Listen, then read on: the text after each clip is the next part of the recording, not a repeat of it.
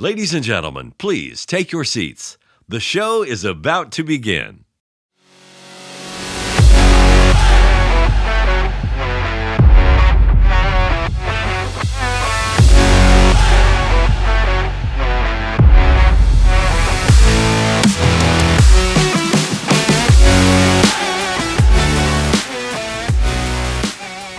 Welcome to episode 133 of On the Bench, the podcast for scale modelers by scale modelers, all about scale modelling.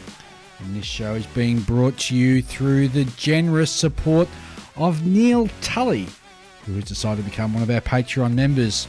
You too can help support the show by going to www.patreon.com/onthebench. And you can pledge any amount from as little as $1 per month upwards. We greatly appreciate all the support from our Patreon supporters, and it's through them that we are able to bring you this fantastic show. And hello and welcome to the show, and in the studio I have Ian. G'day Dave, g'day Julian, g'day listeners. And of course Julian. Yeah, good morning.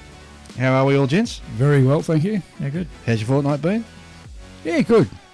Good. Get up to anything? Yeah, started the new kit. Ooh, do tell. Well, I lost interest in the Shimakaze. Just wasn't doing it for, I don't know why, it just wasn't doing it for me. I managed to get the main guns all completed and started on the torpedo launchers and thought, just couldn't be bothered. So I... Not in the ship mood. Yeah, it just wasn't in the ship mood for some reason. So I decided to keep on a Japanese subject. So I grabbed a kit I bought at a swap and sell years ago, and it was a Hasegawa Key 44-2H. It's commonly known as the Tojo. And yeah, made a start on that. Got the cockpit all done with an Edward photo etch set thrown in. Fuselage is all buttoned up now. Wings are glued on. So yeah, up to the sanding, getting rid of the seam lines and getting it ready for paint. Excellent. So, yeah, common scheme. I'm going to use one of the more common schemes, one of the B-29 Hunters, the black 2 with all the chipping on the 2 and the little eagle birds on the side with the B-29 symbols all chipped away. So, no, it'd be a nice little kit. Excellent. Julian, what have you been doing? I started building my Lotus. Oh, okay. Yep, and... We've got a email about your cars, so yeah, we'll talk about that later. Okay.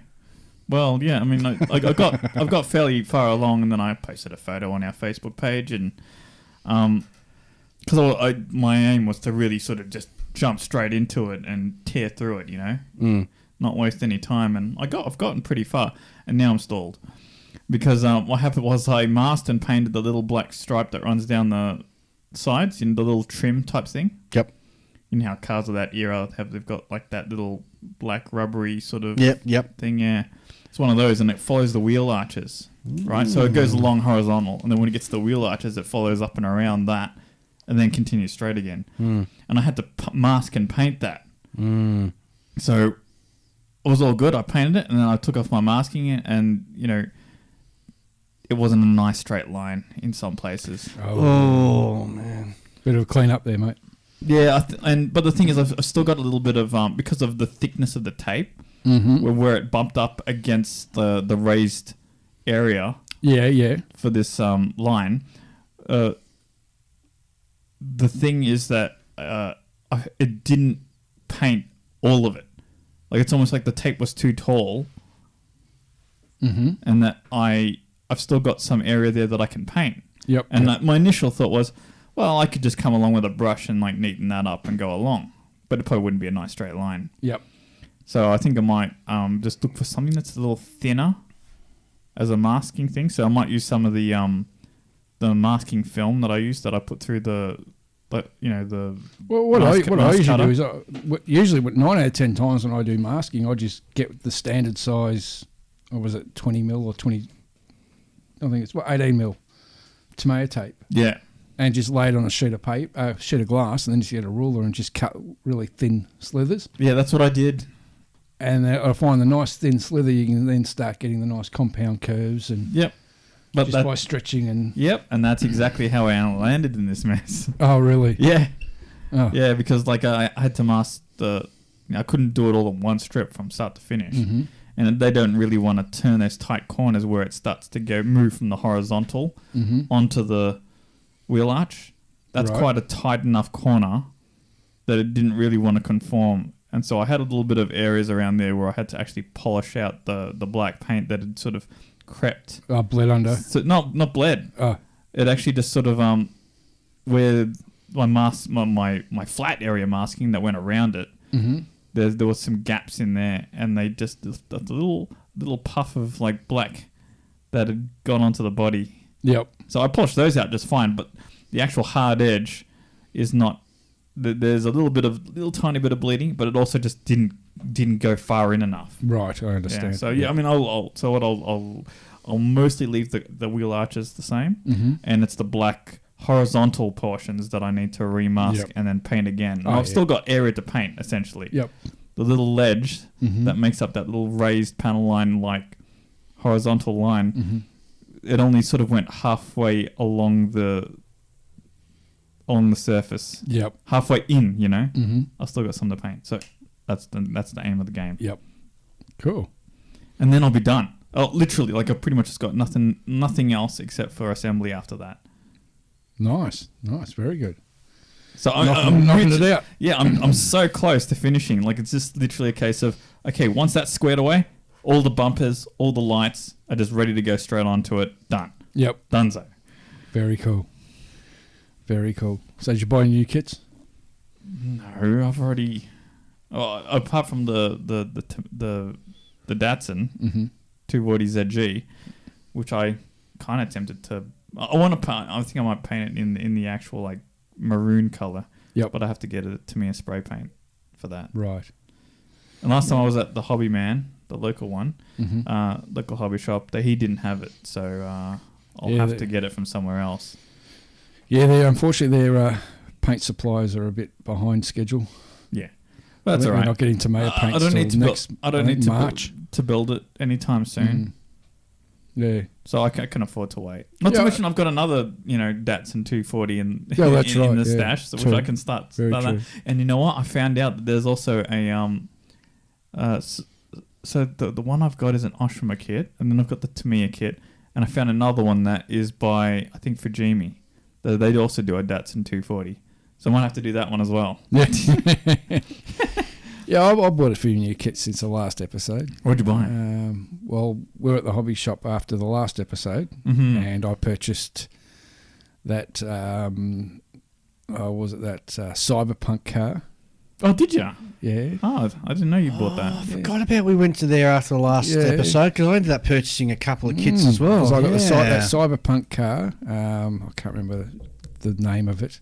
Yeah. It's the one by Suyato, right? That's the one, yeah, which is 132nd scale. Cool looking thing. Comes with a great figure as well. Actually comes with two figures. And I bought the newish Tamiya M3 Stuart. And then the week after that, I popped in and got the old Tamiya M5 Stuart. So I've got a Continental engine Stuart and a twin, Cadillac, I think, engine Stuart. The M5s are the twin Cadillac V8s. Yeah, it's one of the other. I can't remember which way around it is. Yeah, the M5, because they've got the higher deck, the M5, so it's got the two V8s in it. Yep. Which will both be Pacific War. So I want to talk about that Cyberpunk thing that you bought. Yeah. So do you have any plans for like a base or something for that? Because it comes with a figure. I've got to make like a little base and maybe a bit of a cyberpunky shop front or something. Oh right, yeah. Lots of neon. Yeah, you know what I'd like to see you put on that, like lots of rubbish, because that's pretty cyberpunky and having lots of rubbish. Part of that whole metropolitan seedy city kind of thing. And then I'd like to see some droids type stuff, robot android type things, like parts or something like that. All right, something along those lines. Yep, because that's that's very cyberpunk, right? Yes, having all the augmentations and things, and neon signs. Yeah, I want to see neon signs. signs. Yeah, that'd be quite difficult to do. I think the neon signs, getting those, especially those neon colours. Right, Guns does some fluoro colours. And they're really eye-gouging. They really are. Oh, good. That's what I want. Eye gouging, yes. So, just the other, was it Thursday, I got a message from the hobby man saying that one of the model kits I ordered came in, so I now have the TACOM 135th scale Mark 38 5-inch twin naval gun, which is a great kit, and I know exactly when I'm going to build that, so... We'll talk about that later on. Later on, yeah. When you're going to build that. But it's not many pieces. It's lots of slab sides, so it's going to be weathering. It's going to be a fun kit to build. Kit to build, yeah. So, what about you, Dave? What have you been up to? Well, apart from going to the doctors and getting bits of me sort of sliced out and sent off, because I went and got a full body scan the other week. I had something sort of thinking, that doesn't look right. So I went to the doctors, got a full body scan, because living in Australia, when we were teenagers, we used to just go down the beach and just burn ourselves to a crisp. Yes. And see how much skin you can peel off in one hit. Exactly, and sort of and now sort of moving to their 50s are sort of paying for that price of misguided youth. So I feel a bit uncomfortable at the moment because the doctor sliced out a couple of ones that she was worried about, and they're all stitched up. So it's both of them on my back. So of course the back's not the best part to sort of stitch back together. No, because it's already tight, that part of my body.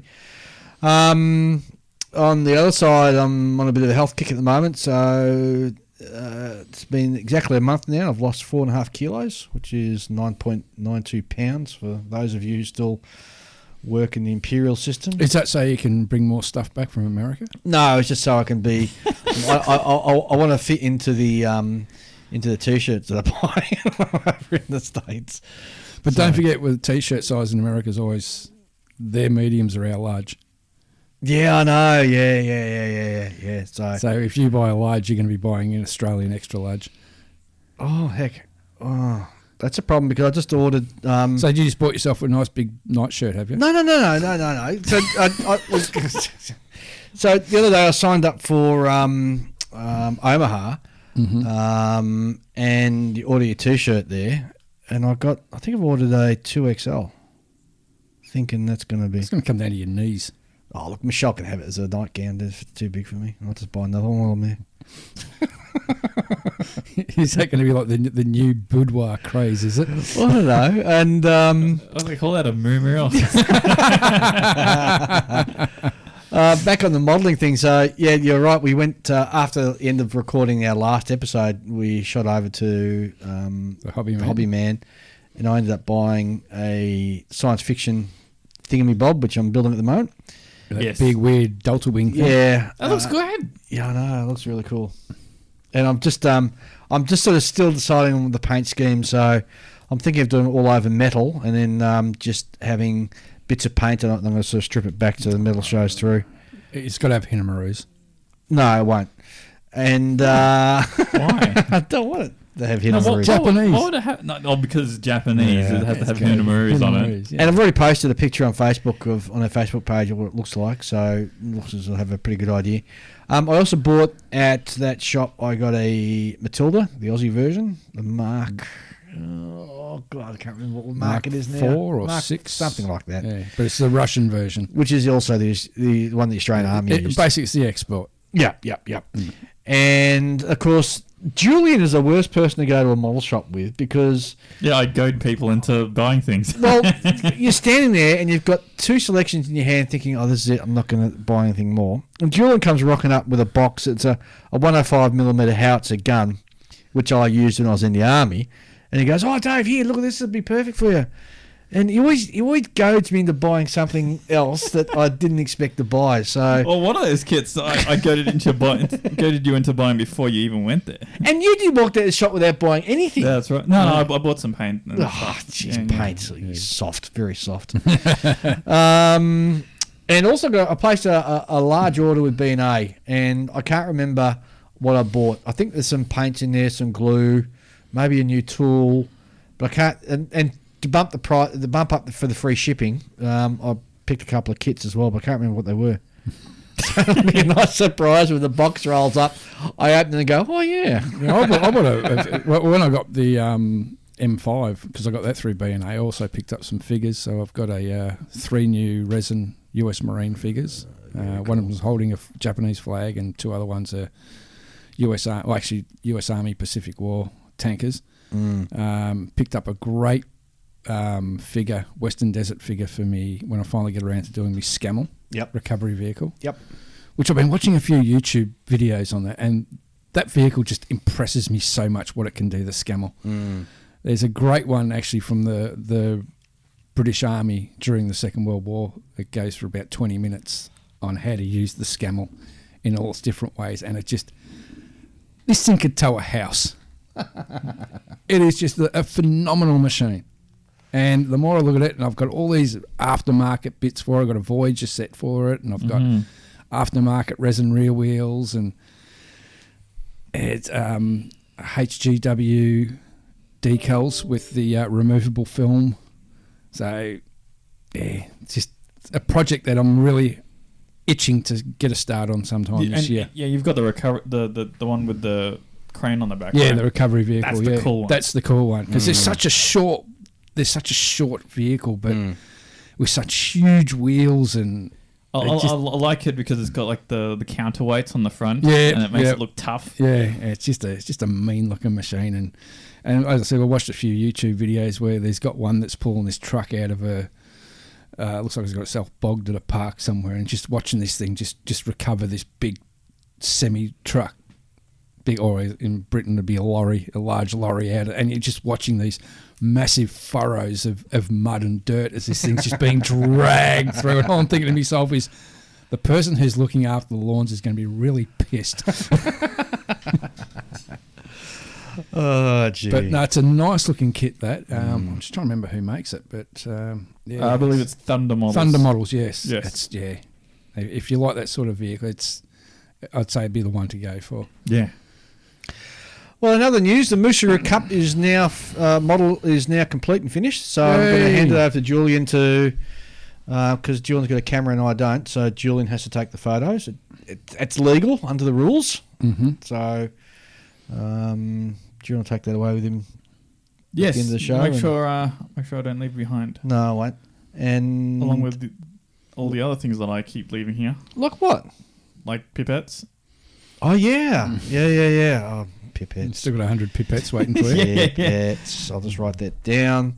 Other news: the Model Officers Mess 24-hour build starts March the 25th. It's the. I thought it was 48-hour or something. I said 48-hour build, didn't I? No, you said 24-hour build. Did I? Yeah. Damn it. The Officers Mess 48-hour birthday bash group build starts Friday, 25th of March, 2022. And I'm going to be in it.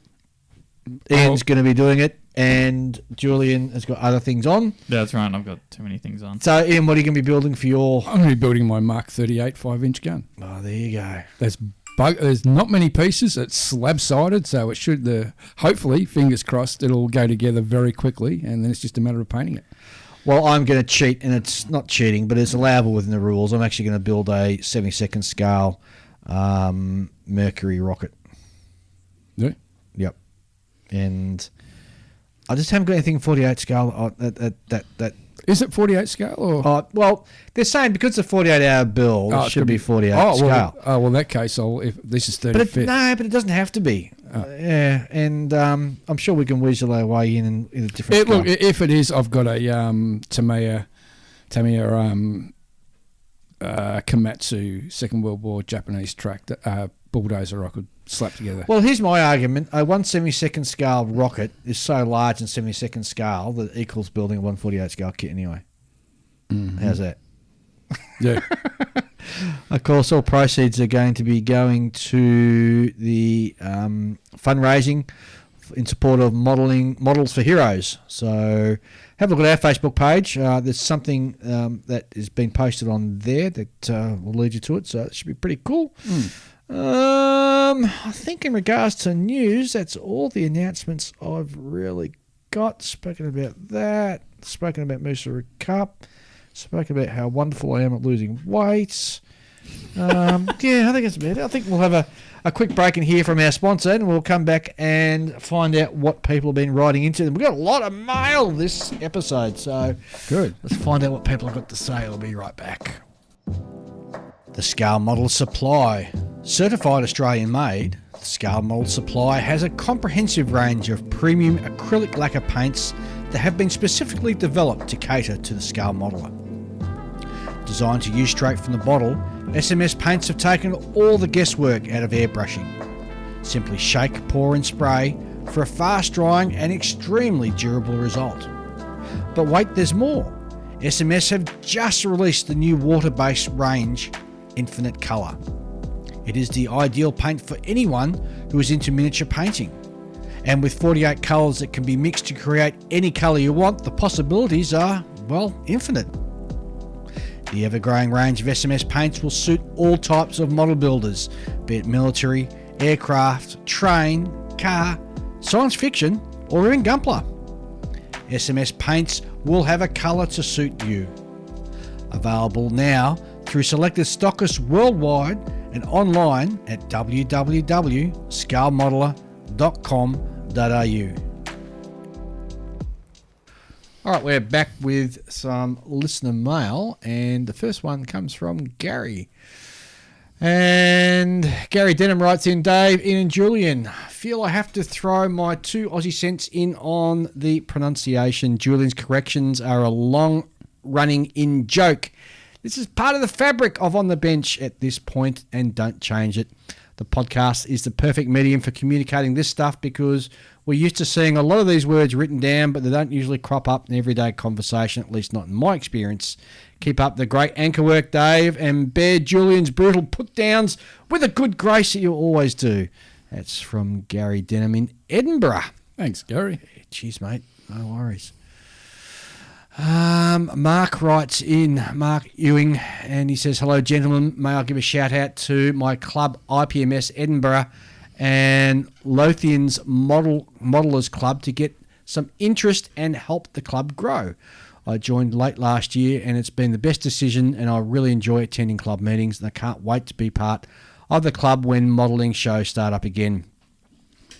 For my part, I want to promote the club as much as possible and get greater interest throughout the modelling community. I've been listening to the podcast since it started, and I love how the hobby has really opened up due to social media help, along with YouTube, etc. The hobby has really moved forward from the days of model mags in shops when it was your only information, and that is 100% true, isn't it? My question for all of you is, how can we help our club move forward and get more people interested? And what ideas within the club can we do to keep club members interested? Keep up the great work, because I really enjoy the podcast and all the others within the other podcasts. Thanks, Mark Ewing from Edinburgh, IPMS Edinburgh, and I think it says Lothian's Model Club, Lothians. And they do have a Instagram link and also a Facebook link. If you just search for IPMS Edinburgh, I'm pretty sure that it'll bring up the club.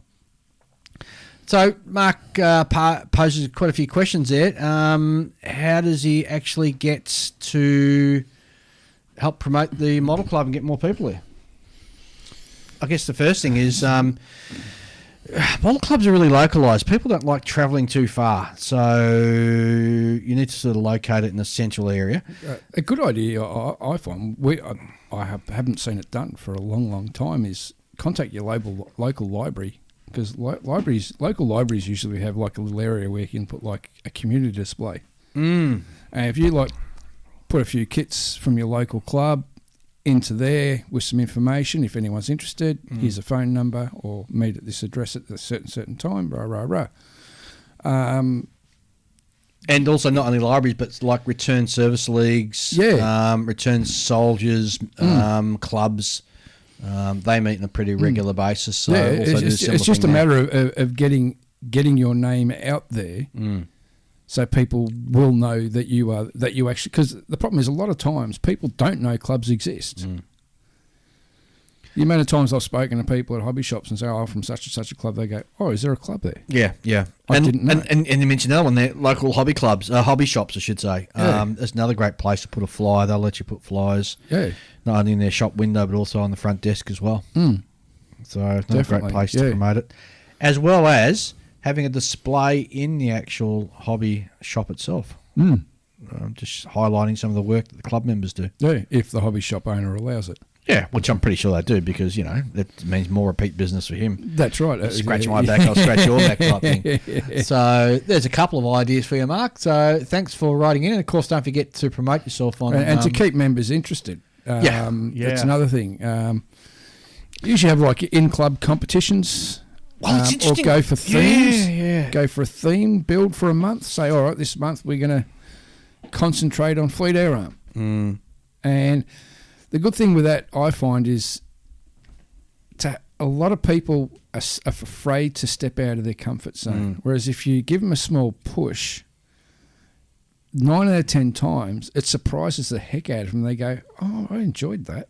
That was interesting. It's something I'd never done before." And I know I keep saying this all the time, but by changing subjects, like going from armour to aircraft to ships, then back to figures and that, you're using different techniques.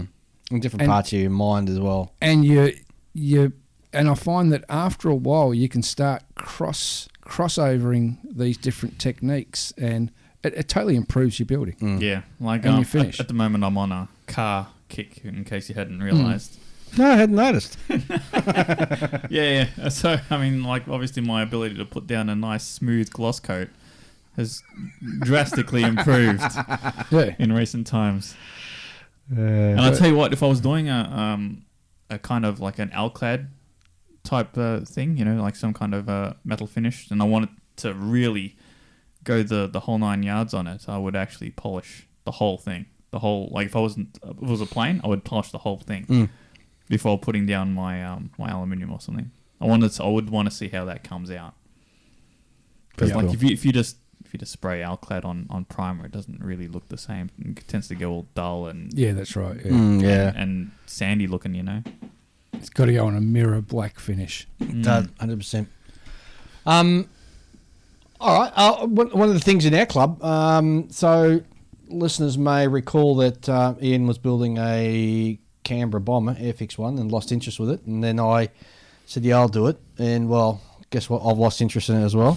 So it's a killer, that kit. It's a killer. So as the president of the club would have decided to do, I'm taking the partially built kit to the next club meeting, and we're going to call it Pass the Parcel. So somebody has to take it at each meeting and bring it back the following fortnight, having done a little bit more. Yeah. So that's it's basically the whole club participates in building one kit. Yeah, and there's been some interest in that. So. Yeah. Very good. Let's have a look. Oh, David Waples writes in. Hi, David. I don't know if this will help, but feel free to visit our club blog, which is a recap of our monthly ship club meetings, and they always cover ship-related kits and parts that we find interesting. So David sent me the blog from the Mile High Model Ship Club, and man, it is a fantastic little blog, and I was absolutely enthralled to sort of sit and go through it. And it's one of the best blogs I've seen floating around that's specific to modelling ships. So I have to seek permission from obviously David and his club to sort of promote this blog, but man, it's packed full of great information. So Mile High. Yeah, Mile High Model Ship Club. .blogspot.com. Yeah. Maybe they're in like Colorado. That's why it's called the Mile High. Could be, but looks pretty interesting. I'll be definitely out checking that out. Yeah, absolutely. Tanya writes in. Hi, Tanya. She writes in, "Hi guys, catching up on some of the older podcasts. I hear Julian having a go at 143 cars in a disparaging manner. I think he needs to do a bit of looking around online, as there are absolutely some incredible 143 scale kits and builders out there. Whilst they are relatively simple kits, there are some very intricate kits from Model Factory Hero, Tamio WCT series, Makeup, and a few others that challenge many of the 124th kits for detail. If you haven't seen it, I highly recommend you look at God Dwells in Small Things, the site of Akihiro Kamimura. Kamimura. That's what I said. He's a Tokyo dentist who does the most amazing work in 143 scale. The reason I got into 143 is a variety of subjects available. For example, the Italian company Tamio make over 400 kits mainly of F1 cars. If you want to build an F1 collection, then 143 makes a lot of sense. The kits are white metal and photo etched with cartographs, decals, well detailed, and take up a fraction of the space of 1/20th or 1/24th Formula 1 kits. Sorry, Julian, I couldn't let your 143 just matchbox cars and a waste of time comment go unchallenged. That's from Tanya, and she's actually posted some of her pictures. Oh, nice. Of some of the work she's done. And little Porsche. Little Porsche, Ferrari. Yep. Oh, if you're into that sort of thing, I have no problem with it.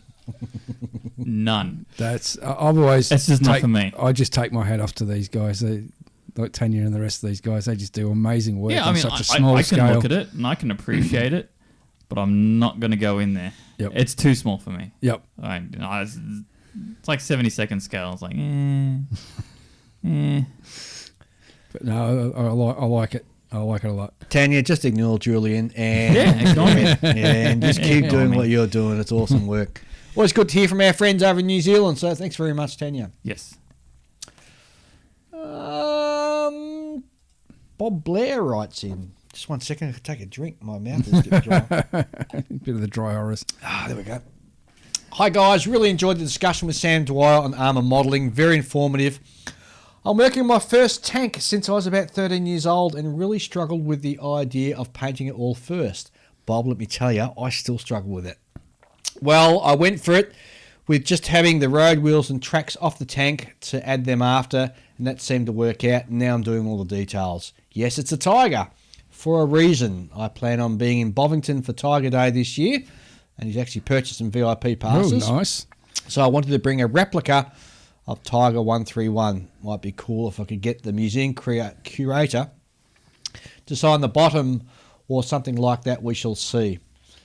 Actually, Bob, a cool idea is to be putting your tank on the actual Tiger tank and then taking a photo. Yeah, that'll look cool. That look really good.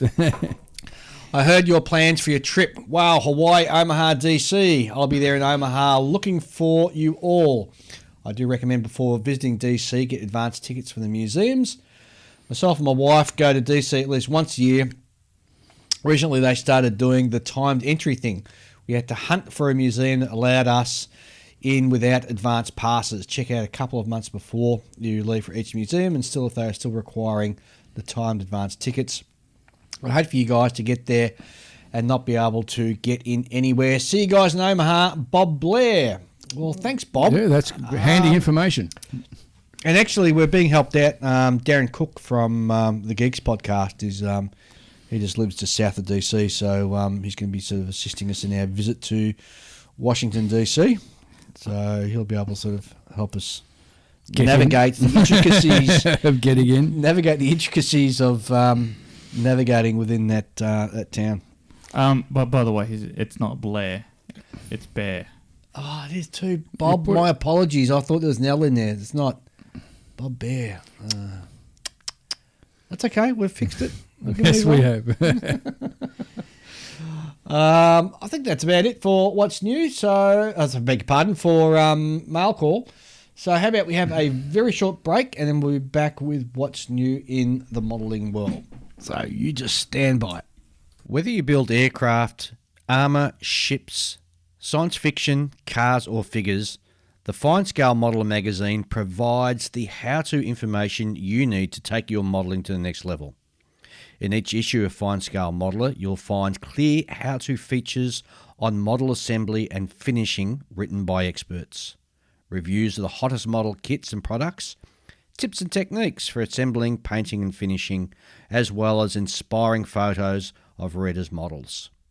To find out how you can get your copy of Fine Scale Modeler, go to www.finescale.com.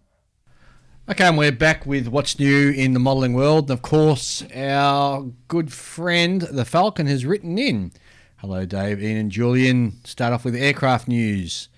Back in 2016, Special Hobby announced a 48-scale Dassault Super Mystère B2. There's been no news since then, so people had given up hope on this kit. But a couple of weeks ago, completely out of the blue, Special Hobby posted CAD renders of the sprues, so it's back on.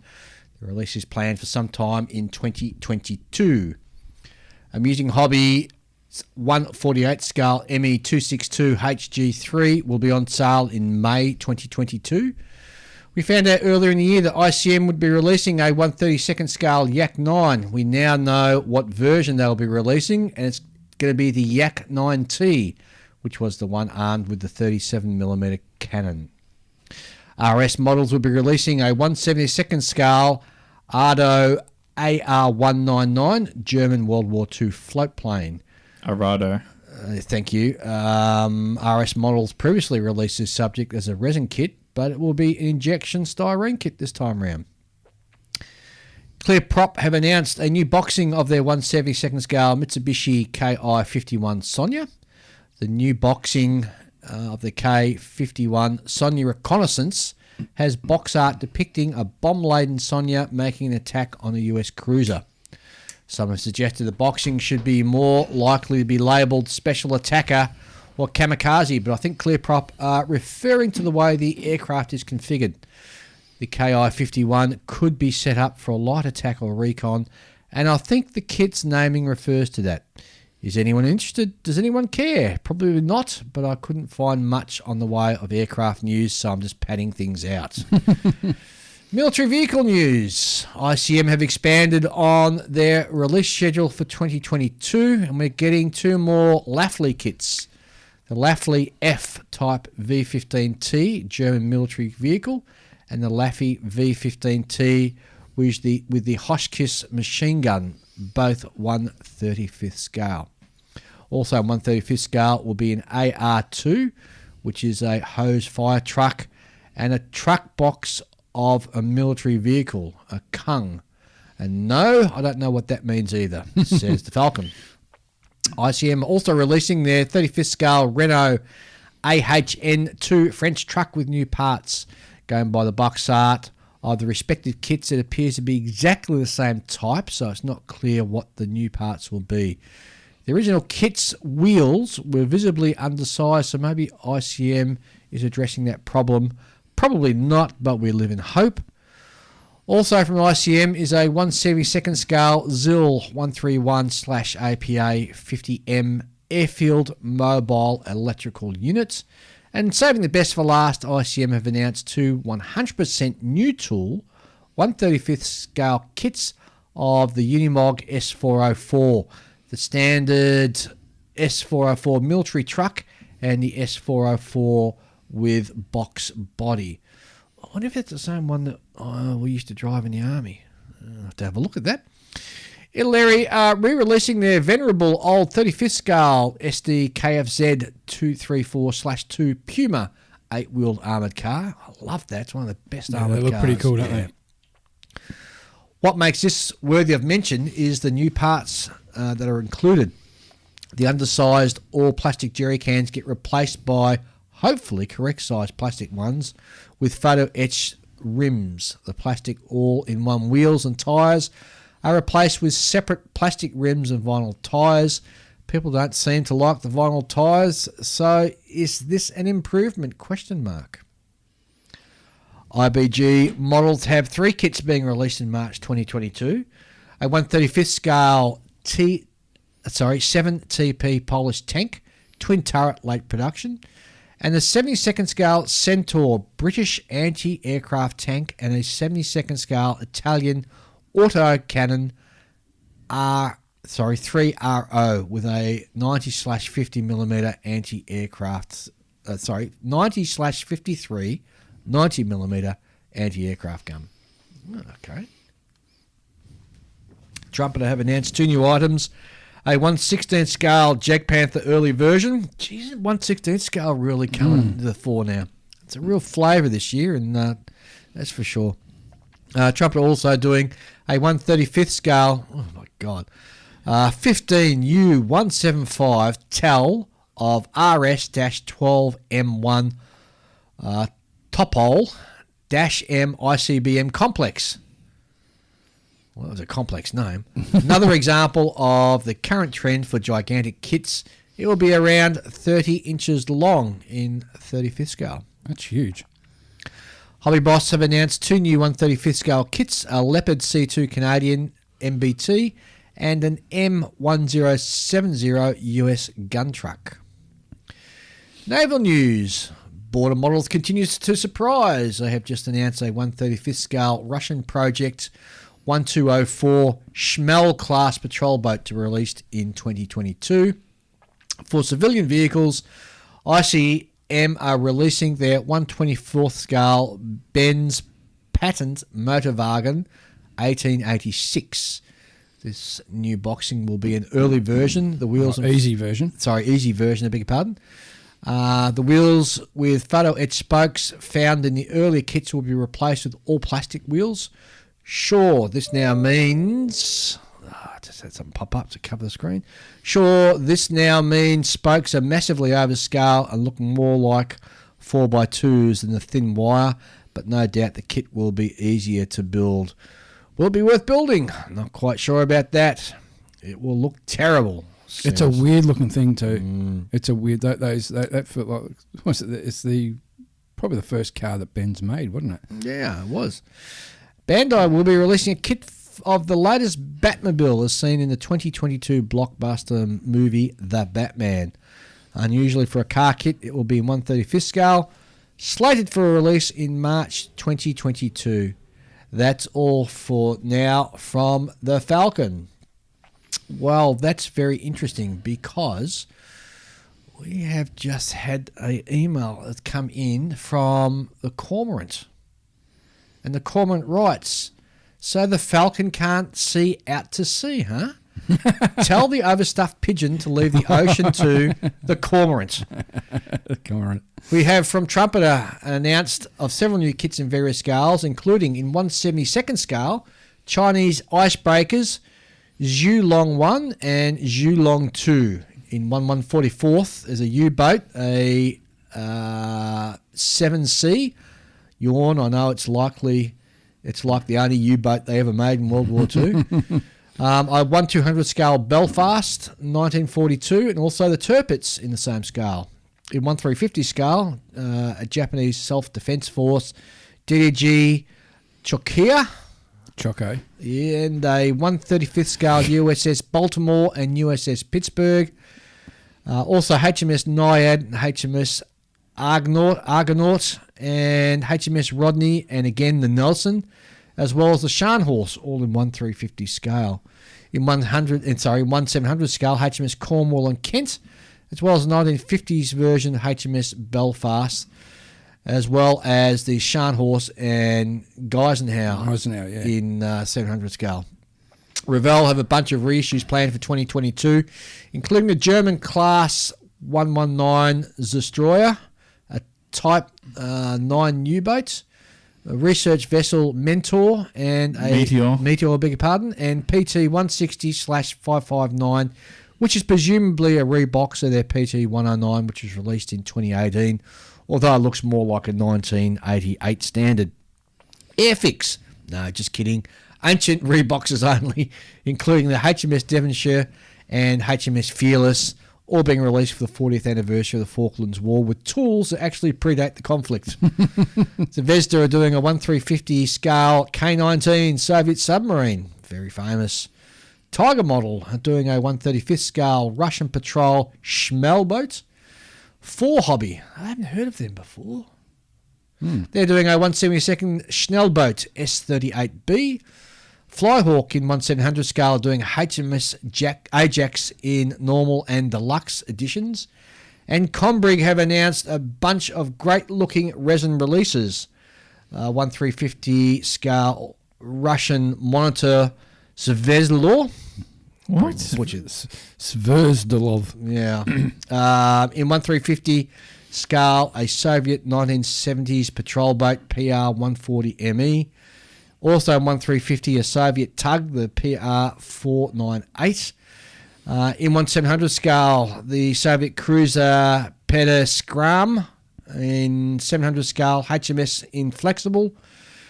In 700 scale still, the Tonnant French coastal defence ship, and also HMS Shannon in 1700 scale. I hadn't heard of this modelling company before. The Thetis model of Italy have announced a 1350 scale World War II Oriani class destroyer. This is great news, as World War II Italian destroyers are rare as hen's teeth in the model forum. That's all it from now from the Cormorant. Cacao! Was his sign off. Well, there you go. Oh, it's handy to know. That's a lot of new ship kits coming out. Thank you very much, Cormorant. Yes. I'll tell you what, we have to. The Falcon's going to have to get his feathers rustled over that one. Well, that's all I.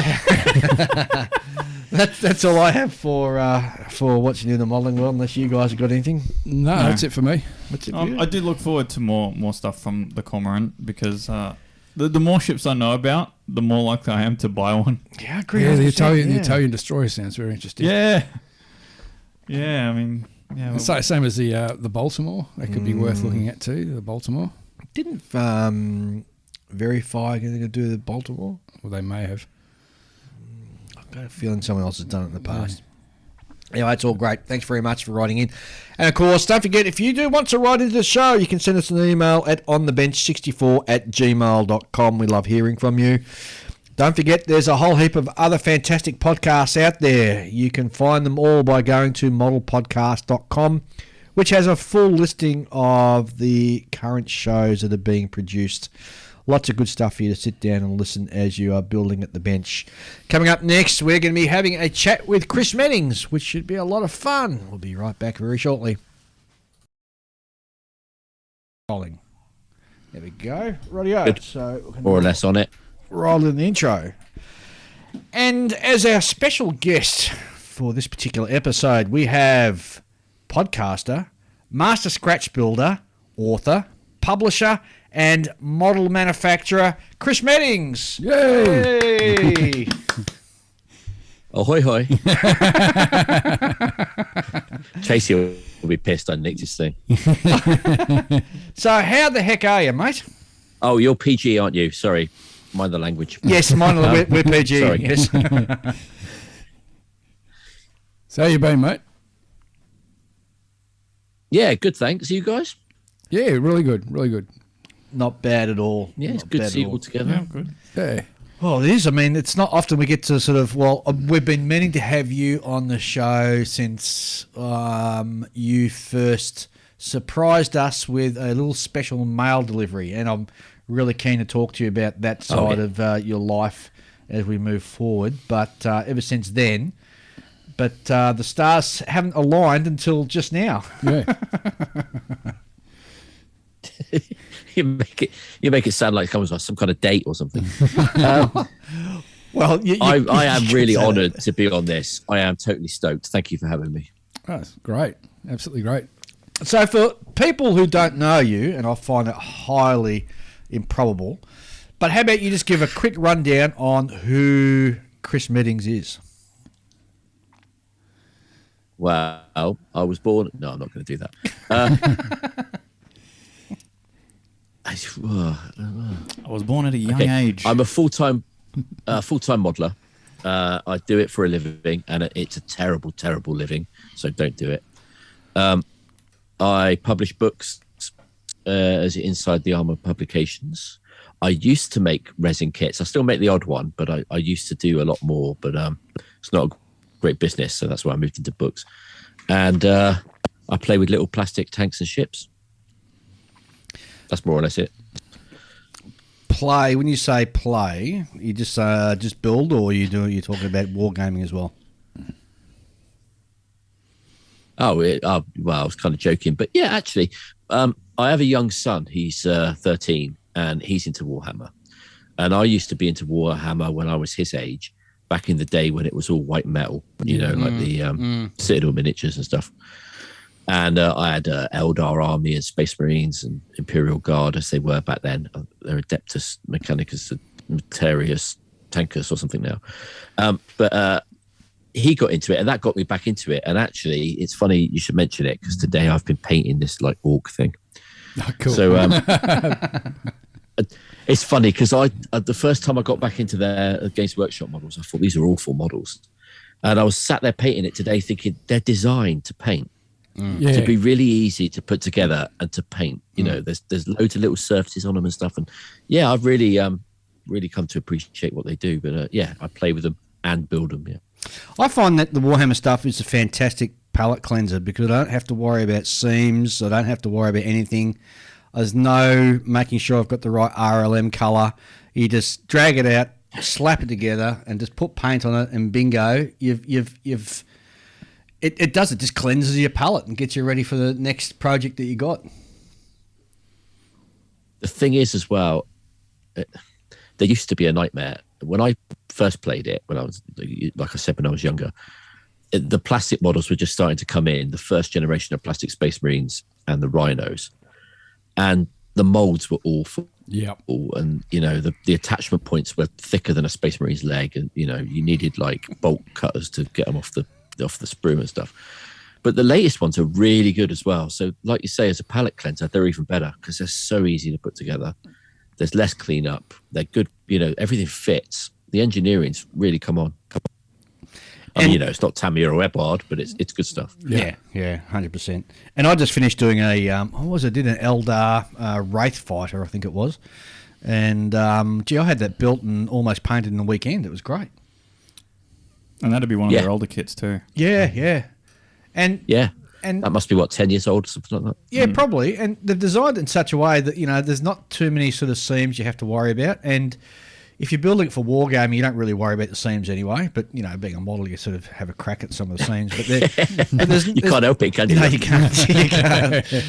And, geez, I hate to be a hairdresser because I'll be walking down the street going, I've got to fix that one. I've got to fix that person's head. You know what I mean? I guess it's the same as a modeler. Yeah, I don't have that issue. So, author and publisher. So, tell us a bit about that. It's funny, it crosses over a bit with the scratch building thing. I got back into modelling, I don't know, some years ago, 15 years ago, something like that. And I got into it through the website Military Modelling, which was attached to Military Modelling magazine. And I got, you know what it's like when you join a forum, you follow along with everyone else. And eventually I really got into it, and I decided I'd scratch build the interior for the Italeri Mark I Crusader. And that ended up, Ken Jones was editor of Military Modelling at the time. And he said, well, why don't you write it up for the magazine? And that ended up being my first article. And that's what got me started in the writing. And I've been doing it ever since, really. And then later on, I got obsessed with, because I don't know about you guys, but I get these obsessions and I have to like see it through. And usually I buy a ton of kits for it, build about 10% of them, and then lose interest in it. I've still got I know exactly 90% of these kits. But I decided I was going to build every Churchhill that landed at Dieppe for the Dieppe raid. And then I thought, I'll build interiors for them. And people said, well, if you cast it, I'll buy it. In fact, one particular guy said, if you cast it, I'll buy it. And he never actually bought any, but he did want freebies. Funny about that. That's modelling in a nutshell. Yes. And I cast them, and they were awful. But at the time, I didn't know that, so I started a business out of it. And then casting, well, I didn't even do the casting. Just packaging, selling resin, doing the instructions is a full-time job. Yeah. And it got to a point where it was like, I was spending 18 hours a day packing kits and stuff, and basically never really making any money because it all just went back into producing more kits because resin isn't a scalable business. And I thought I'll do a book on modelling Churchills because I've been obsessed with the damn things for a few years and I've picked up a little bit here and there. I'll write a book about it. So I did that, and that did really well. And I thought, this is a good business. You can actually make money at this business. So that's when I started moving into books. I got out of resin and moved into books. And the latest book you've just done, the most recent one? The most recent one it was supposed to be printed this week. It's a bit annoying. There was a few print issues. So if you're out there and you've pre-ordered, I'm really sorry. It's probably going to be delivered now about the 27th or 28th of February. Is Perfect Pits, which is a little A5 70-page small book about getting the most out of cockpits in aircraft, because there's loads of books about modelling aircraft and they generally fall into two types. They're either monographs about a specific aircraft, which are great books. I mean, I personally like the Daco Productions books. They're fantastic photo reference. And on the other end, you've got the modelling books, which tend to focus more on painting and weathering. But the cockpit is the one area of an aircraft where you can really go to town on scratch building and detailing and everything else. Because, you can only add so much detail to a wing as there is on a wing. But a cockpit, it's almost never ending because they're such, especially World War II ones, such rat's nests of cables and bits and bobs and everything else. So I thought, well, let's do a little book just specifically about that. So people that are happy with their painting and weathering, but maybe want to add a little bit more detail to that focal area on the kit can do that. And then that turned into working with some friends and each one of us focusing on one specific approach. So Jeroen Veen, who was one of the co-authors of String Bag, which is one of the most popular books I ever published, which was based around Wingnut Wings 132nd kits. He wrote about improving it through painting, through using painting to the maximum effect to get the most out of a cockpit, and works on I think it's a DH9. I haven't got one handy, the book to look at it. It's one of the Wingnut Wings kits, but obviously you can apply it to your Copper State kits or your Rodin kits or whatever. Then there's Tom Annis, who runs the aftermarket business, Annis.io. And he talks about using aftermarket. You might guess there's a lot of Annis stuff in his chapter. Don't know why. Some sort of opportunity, maybe. And then I do 2 chapters on scratch building. The reason there's 2 is I wanted to cover scales 1/72 to 132. And we only had 132 and 1/48 builds. So I thought, okay, well, I need to do a 1/72 one for the small scale guys. And then Will Patterson does a 1/32, the cockpit for the P40 he did recently that was on the cover of AFE Modeler.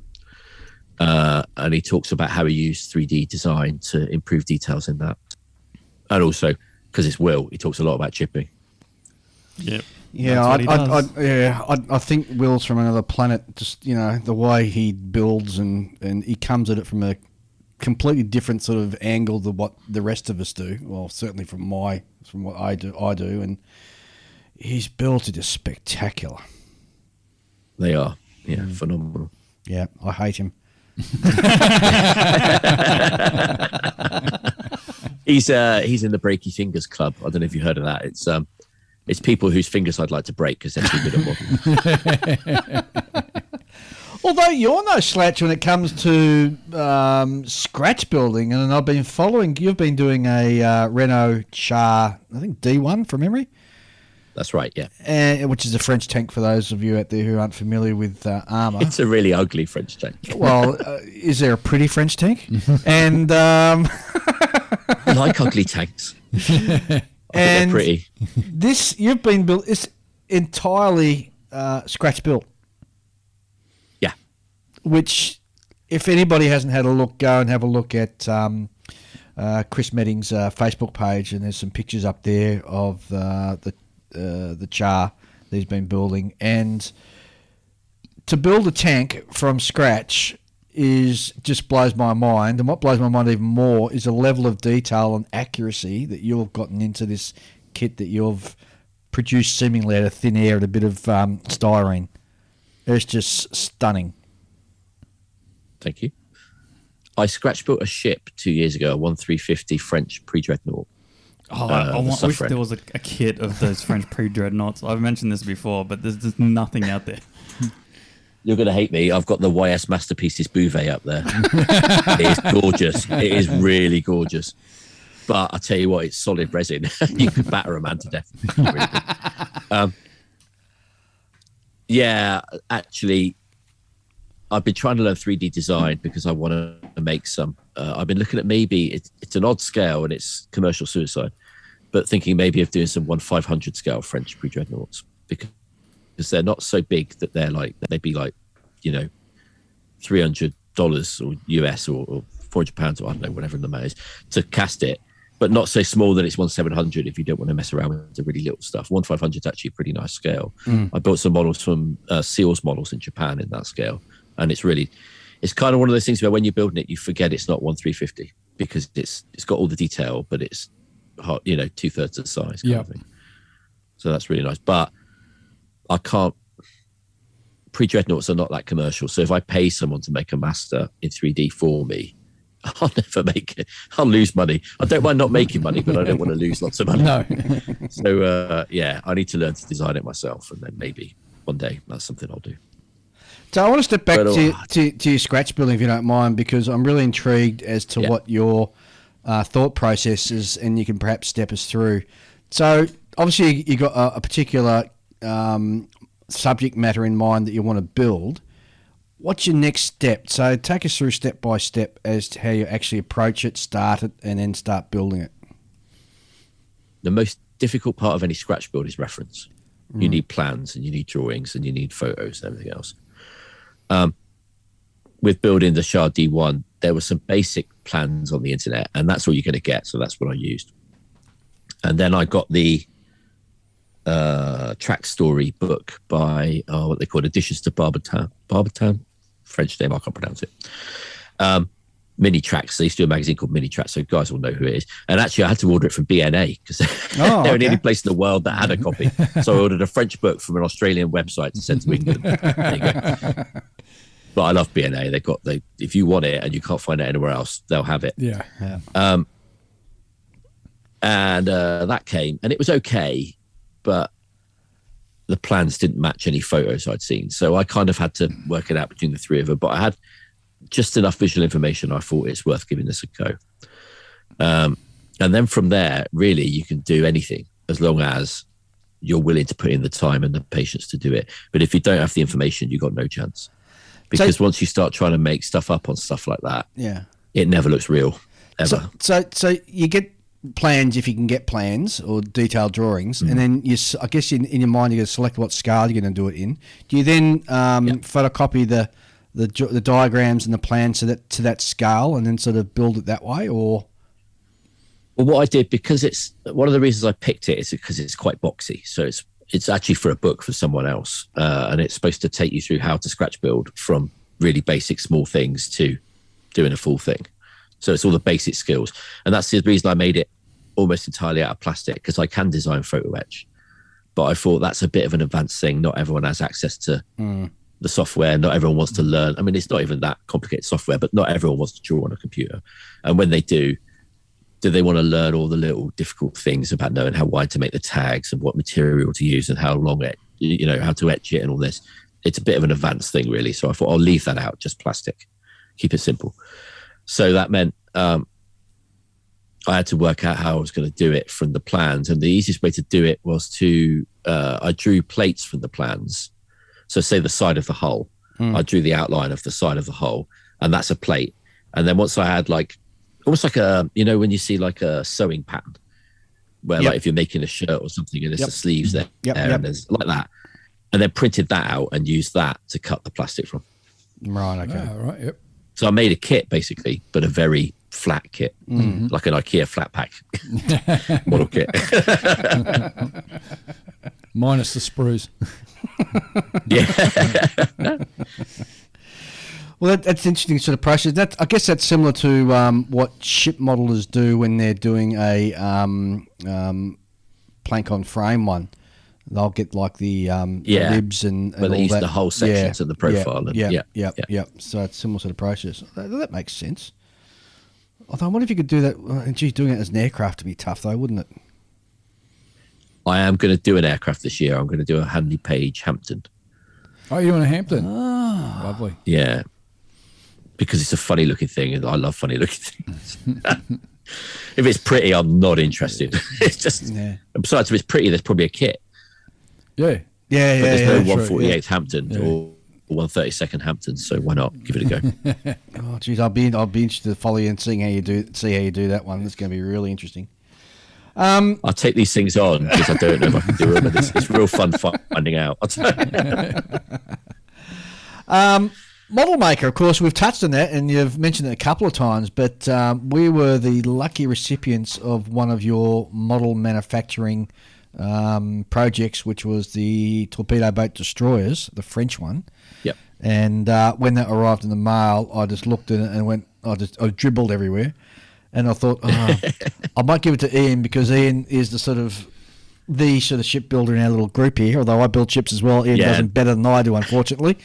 The photo etch is his friend, and there's a lot of photo etching. Yes, exactly. Right. I love it. Yeah. And, there's something about the torpedo boat destroyers. And these are the pre-destroyers that people are perhaps more familiar with. They have these beautiful sort of shaped hulls with a sort of whaleback almost sort of front part of the hull, and it's just absolutely gorgeous to look at. It's like a pointy submarine someone put a deck on top of. Yes. Yeah, exactly right. And they were the Ferraris of the sea, or of the navies, when they first came out, because they were so small and they were long, and length of a hull equates to the ability to get more speed out of it. They would fly along at 30, 35 knots, which is sort of unheard of speeds back then. So it was a real Ferrari of the sea.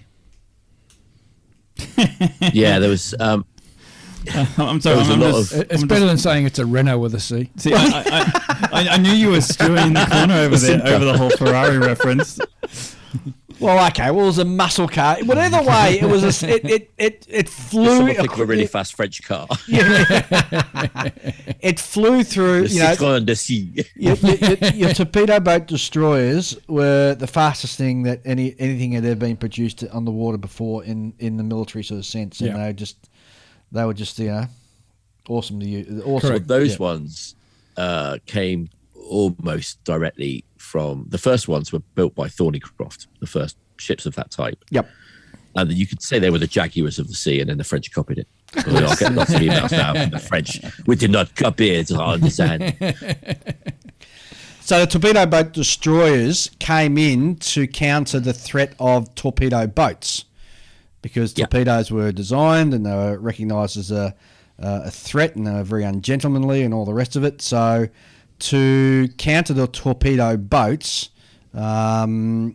navies then produced a torpedo boat destroyer, which was fast and nimble and quick. And they said, well, hey, while we're here, let's put torpedoes on it as well.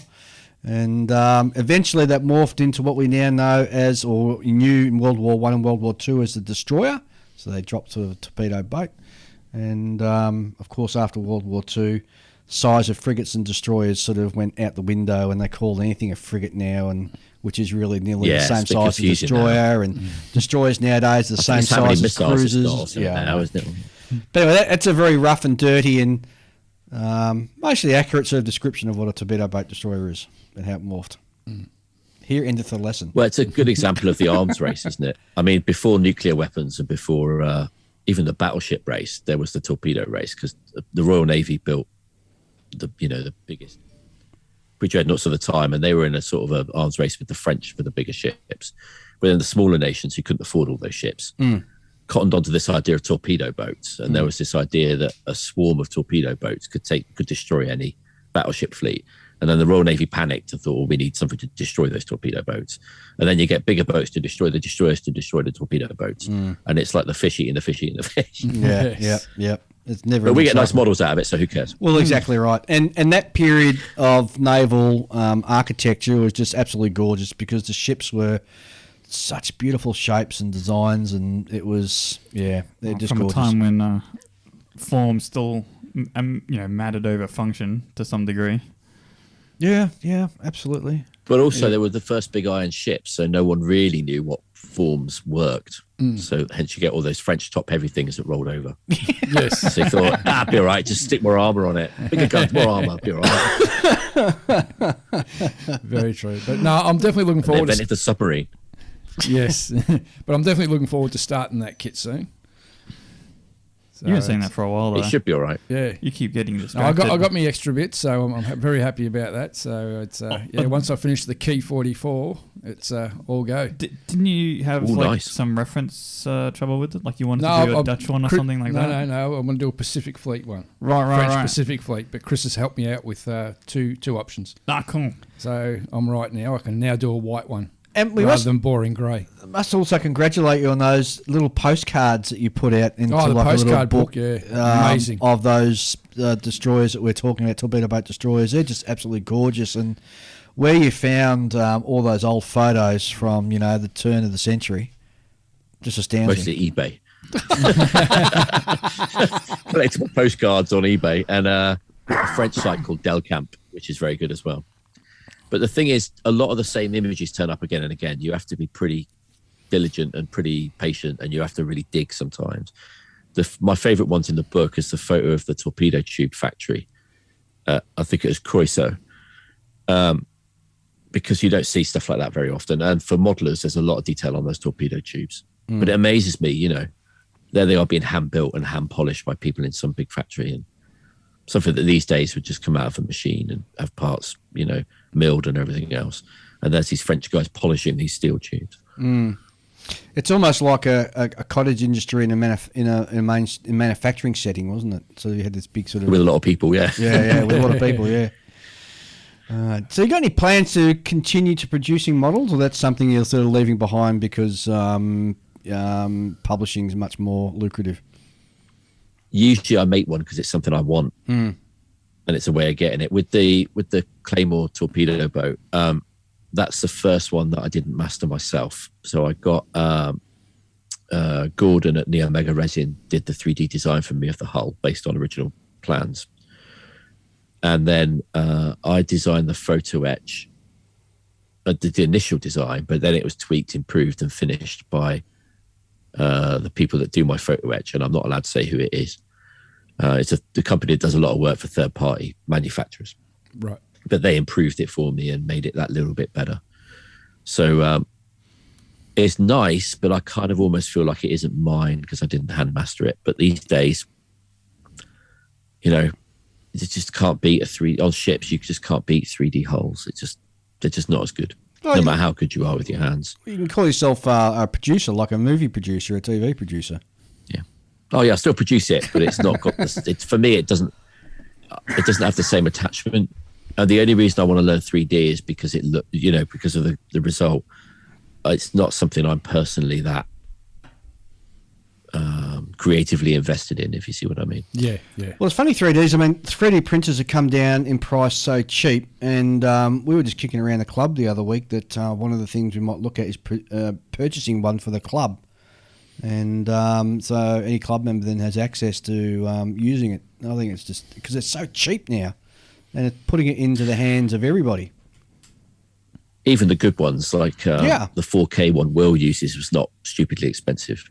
And 8K is coming down the pipe, so there'll be a lot of cheap 4K machines in a couple of years. Exactly right. Yeah, definitely, exactly right. And we're rapidly approaching a point where it won't need to get any better. Once it gets to that point where the lines go away, that's it. You don't need it to get any better. For our purposes, why would you need any more than that? Because it's already better than plastic in a lot of cases. Very true. Very true. The only thing I'd like them to improve on is the brittleness. And I asked about this on Facebook, so anyone that read that, this is, I'm not talking about large parts. Mm-hmm. But like when you buy, let's say, 1-350 quad pom-poms, you're going to knock those flash hiders off the barrels immediately. Easy. Yeah. I'd like them to make it so the resin was a little stronger somehow, so they're not so easy to break. But other than that, I don't really see that much they can improve on. Yeah, I think I counteracted that when I bought my ones not long ago by actually just buying some aftermarket brass barrels. Yeah. So just knock because I knew that. But then you buy an aftermarket for your aftermarket. Exactly. Yeah. It's like that meme, yo dog. I do like aftermarket. I got some aftermarket for your aftermarket. Yeah. It's just another way to spend more money. Yeah. Which isn't a bad thing for us aftermarket manufacturers. Yeah, no, works well for you guys. 100%. You put something on your Facebook page the other day, and it really sort of resonated with me, but I was also ambivalent about it. So you wrote, the most dangerous thing to personal development as a modeler is believing people when they say you are awesome. Mm-hmm. Why did it make you ambivalent? Well, first of all, it rang a bell and said, "Yeah, I can really see that and understand that," and that's very true. It's if you have a whole heap of yes men around you saying yes, yes, yes all the time, you're never sort of going to progress and grow or get to the right answer or do the right thing that you need to do as in any part of life. But then on the other side of me, I'm sort of thinking, yeah, but what happens if I'm just happy just sort of kicking out these, Space Marines day in, day out, and that's what I love and that's what I do, and I don't need to sort of have a crowd cheering me on. Yeah, but in that case, it doesn't the feedback from others doesn't matter anyway. Yeah. That's a good point. So I thought of that. So you're overthinking things, Dave. When I start talking about these things, I inevitably get myself in trouble with someone, because I always annoy someone. The first things first, you don't have to even be interested in development. If you're just building because you enjoy building, you're not that bothered about getting better other than maybe the way everyone does just by repetition, because you can't repeat something endlessly without getting at least a little bit better. Correct. Then like peeling potatoes, peel a lot of potatoes, you'll be really good at peeling potatoes.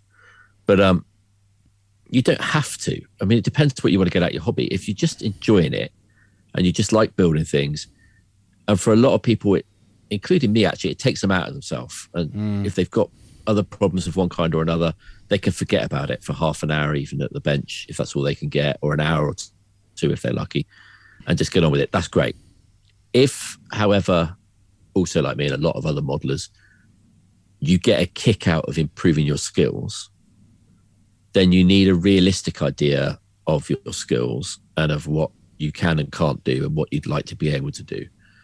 And if you start believing all the praise, this is awkward now again, praise isn't a bad thing either. I just want to say it properly so that people don't misunderstand me. But what about if you substitute praise with the word attaboy? Even attaboys, you can say that's encouragement. I'm not a fan of attaboys, but I can also see there's hollow praise, right? Yeah, I mean, people will throw those at you just because they're like, "Oh, I'm participating in the conversation," and it's when it becomes particularly dangerous. Feedback. No, not at all. It's not feedback, is it? No. And it's a kind of virtue signaling. It's just saying, I see what you've done and I say good. Yeah. That's, it's not really even about the model. It's just about them saying that they like, they want to be seen to be encouraging, if you see what I mean. Yeah. It's more about them than it is about the model or the modeler. But where it becomes dangerous is when you're actually starting to get reasonably good at it, and maybe you're looking at getting published or doing these other things, and where you start to think that you're super awesome at it because you've had a modicum of, for want of a better word, some sort of success in recognition from other people. Because that's when you can start thinking you've done it and you don't need to work harder to improve. What I'm trying to say is, at the end of the day, it doesn't really matter if you get published or if someone likes your work or anything else, because none of those people are there when you're making models. You're just sat at your desk. That's all that really matters, you and the model. And the reason, if you want to improve, it's so that you can enjoy making models more, or enjoy the act of modeling more, and find new challenges and get the, let's face it, endorphin hit from achieving things you didn't know you could achieve. Correct. Yes. So very correct. Improving yourself. Yeah. And it's great getting the other stuff, but it's not what it's about. No. And if you start to believe it, if you start to think I'm really great, I mean, I've seen people chasing awards and stuff. I asked a relatively famous modeler once, I said, why do you build? Do you just build for competitions? Fully expecting him to say, no, I build for myself, but blah, blah, blah. And he said, yeah. I said, well, you just build to win competitions? He said, yeah, why else would you build? I'm like, Jesus, maybe because you enjoy it? Yeah, exactly, yeah. It'd take the fun out of it. People the other thing is people derive satisfaction from different places. So yeah, but it's a double-edged sword for those people, because then if they don't win, they're so crestfallen, and it's like their whole world's just collapsed around them. Well, not necessarily, because they might be crestfallen for a little bit and then they get better, right? Yep. Or they just throw it in and find another hobby. Well, there are people who are hyper competitive, and they'll be hyper competitive in everything that they do. They have to be the guy that, if they start cycling with the guys from work, then they have to be the guy that comes first. And when they go home, they have to be the best model builder. There are those types. We just I love competitions. It's just that for a lot of us, it seems like a bit, hot. I was going to use the word hollow again. It seems a bit disappointing if you hear that someone's in it just for the competitions. Yeah, because there's almost no overlap between what I like about this hobby and what you like about this hobby. Yeah, but hang on, but what about an athlete who trains to run and win Olympic gold? Yes, and what about a rifle shooter who goes in the competitions to, hone his skills, compete against other people? Is it wrong applying that to modelling as well? No, but see, the thing is, the equivalent would not necessarily be that. It would be like, okay, there's an athlete, and they don't actually care about the sport. They don't care about the people in it. They only care about winning it, and they'd be just as happy winning at something else. Yeah, exactly. It's a bad analogy anyway, because how do you know who wins in a sport? They come first. Yeah, whether the fastest runner or the better shooter or the better swimmer. But anyone and I love competitions, and I enter competitions a lot.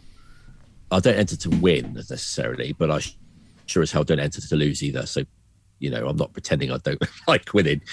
But you can't enter many, and I'm sure you've all entered competitions and you've been in a few. You must have noticed you don't enter many before you notice that there's not a huge amount of rhyme or reason to it, especially if you go to different competitions. You can have a model that wins a gold medal at one competition and gets nothing at the next competition. Yeah. Does that mean that you became a worse modeler in the meantime? No. It just means that certain types of models do better at certain types of competitions. Like, I know some competitions I go to, you're going to do a lot better if you do really good groundwork and make it almost a diorama, or you have a very artistic style where it's very heavily weathered. Whereas other competitions, they don't mark the groundwork at all, and you better be really tight on the tank or the aircraft or whatever. And so different competitions have a different flavor and they look for slightly different things. But then again, you can go to the same competition several times, and I've done it where I entered a model one year and it got best in class. It won a special award I'm not boasting, honestly, won a special award from a foreign IPMS and everything else. And I entered another model the next year that I thought, this model beats the living daylights out of that model. This model, this is it. This is the one, right? Nothing. So, was I wrong? See, I reckon probably not. While there's, you've got a clear definition of this is a better model. To some degree, on top of that, there's like a random number multiplier kind of thing. There's a gambling aspect. Yeah, to it. you rolled 3 1s instead of 3 6s. Right, so it's like, okay, I built a 10-point model, and then the next year I built a 15-point model. But on top of that, there's like another 10 points that randomizes.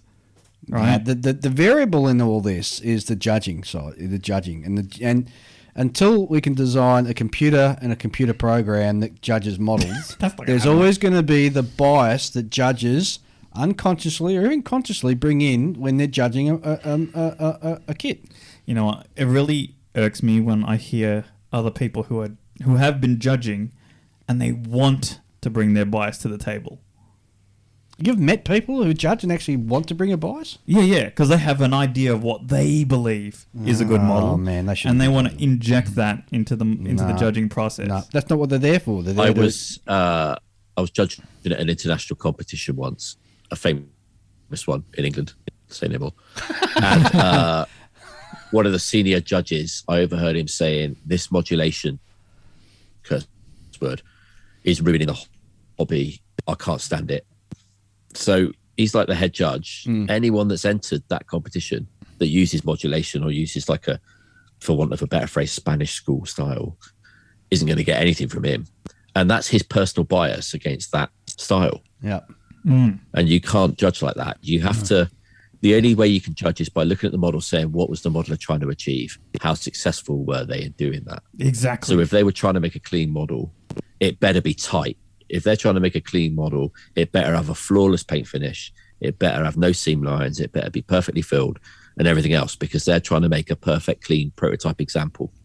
Whereas if they're trying to make it super filthy, then the mud better be in logical places. It better not be, clean on the bottom and dirty on the top, unless it's some sort of, next to a mud cannon that was firing mud. So, it has to be logically consistent within the model, whichever style you're going for. And you have to judge it on its own merits, not on what you like in models. Yes, I completely agree. I once judged a model that the references that they'd submitted were from a video game, right? Like they'd gone after a specific weathered tank. Yeah. Like there was a weathered tank in the game, and they'd taken screenshots and they're going, I want to make this. And he'd nailed it. So I gave him pretty high points. Yep. Yeah. That's how I see it. Because what you're judging is the skill, and he used his skill to depict that. That's what you're not really judging. I guess you are judging the modeler, which is really judgy. But I'm judging you. Well, I mean, like, but within you're judging their skill. I think you're allowed to be judgmental when you're judging. Yeah, I think that's kind of the point, isn't it? Yes.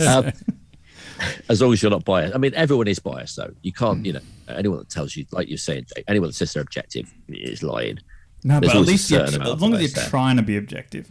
That's Or so long as you recognise your own biases when you're going to the table to start the judging. Yeah, and you try and compensate, But then again, you can go the other way. You can say, oh, obviously that's the style I like. I better not vote for that one because it's too much like my style. So you're damned if you do and damned if you don't. Stepping on my toes. I've only got one style and it's mediocre. That's a style. That's it. Well, it is too, yeah. the Dave Goldfinch, just mediocre school of modeling. Well, look, That's mediocre. So to circle back to what we were talking about when that comment that you made, I mean, when I do a kit, when I sit down and do a next kit, I always endeavour to try and improve a little bit better on the last one I did. I can always go back and look at the last one I did and go, oh, I didn't do that part too well, or I didn't do that.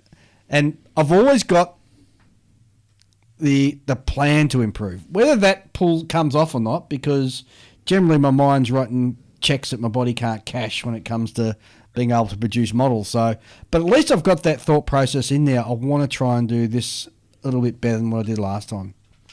Because I don't want to get to the point where I'm not enjoying the hobby anymore. Because for me, sitting out at the bench, plugging away for, a couple of hours is how I unwind. And, I find it extremely enjoyable. And I get immense satisfaction, even though a lot of them are imperfect. I get immense satisfaction seeing them in the display cabinet after I finish building them. I'm kind of weird. I don't like having finished models. Once I've finished with a model, I generally lose all interest in it. I like the actual act of building models.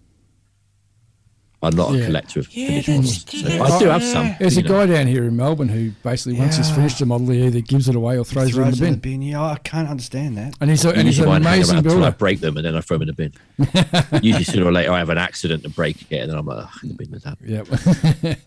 Yeah, I guess it's my favourite model's the next model. Yes, exactly. Yes, that's true. That's true. I'm always mildly disappointed when I finish a model, because what you're saying about wanting to improve, I try to incrementally improve with every model, because you can't, if you go out looking to make leaps, you're probably not going to make them and you're going to be disappointed. But it never quite matches what's in my head. But that's fine, because, it means I want the next one to try and match that idea of what I had in my head and the next one. And I like the idea that I'll probably never achieve it, because I'll always have something to try. I'll always have something to try. It's always that next summit. Yeah, always. Yeah. In England, yeah. We have those 2 days of sun and then we go, well, there's always next summer. You guys had a big storm rip through. 8 months of autumn before it comes. Yeah. You guys had a big storm that ripped through just recently, didn't it? A couple of days, yesterday or last night? Or Yeah. Wow.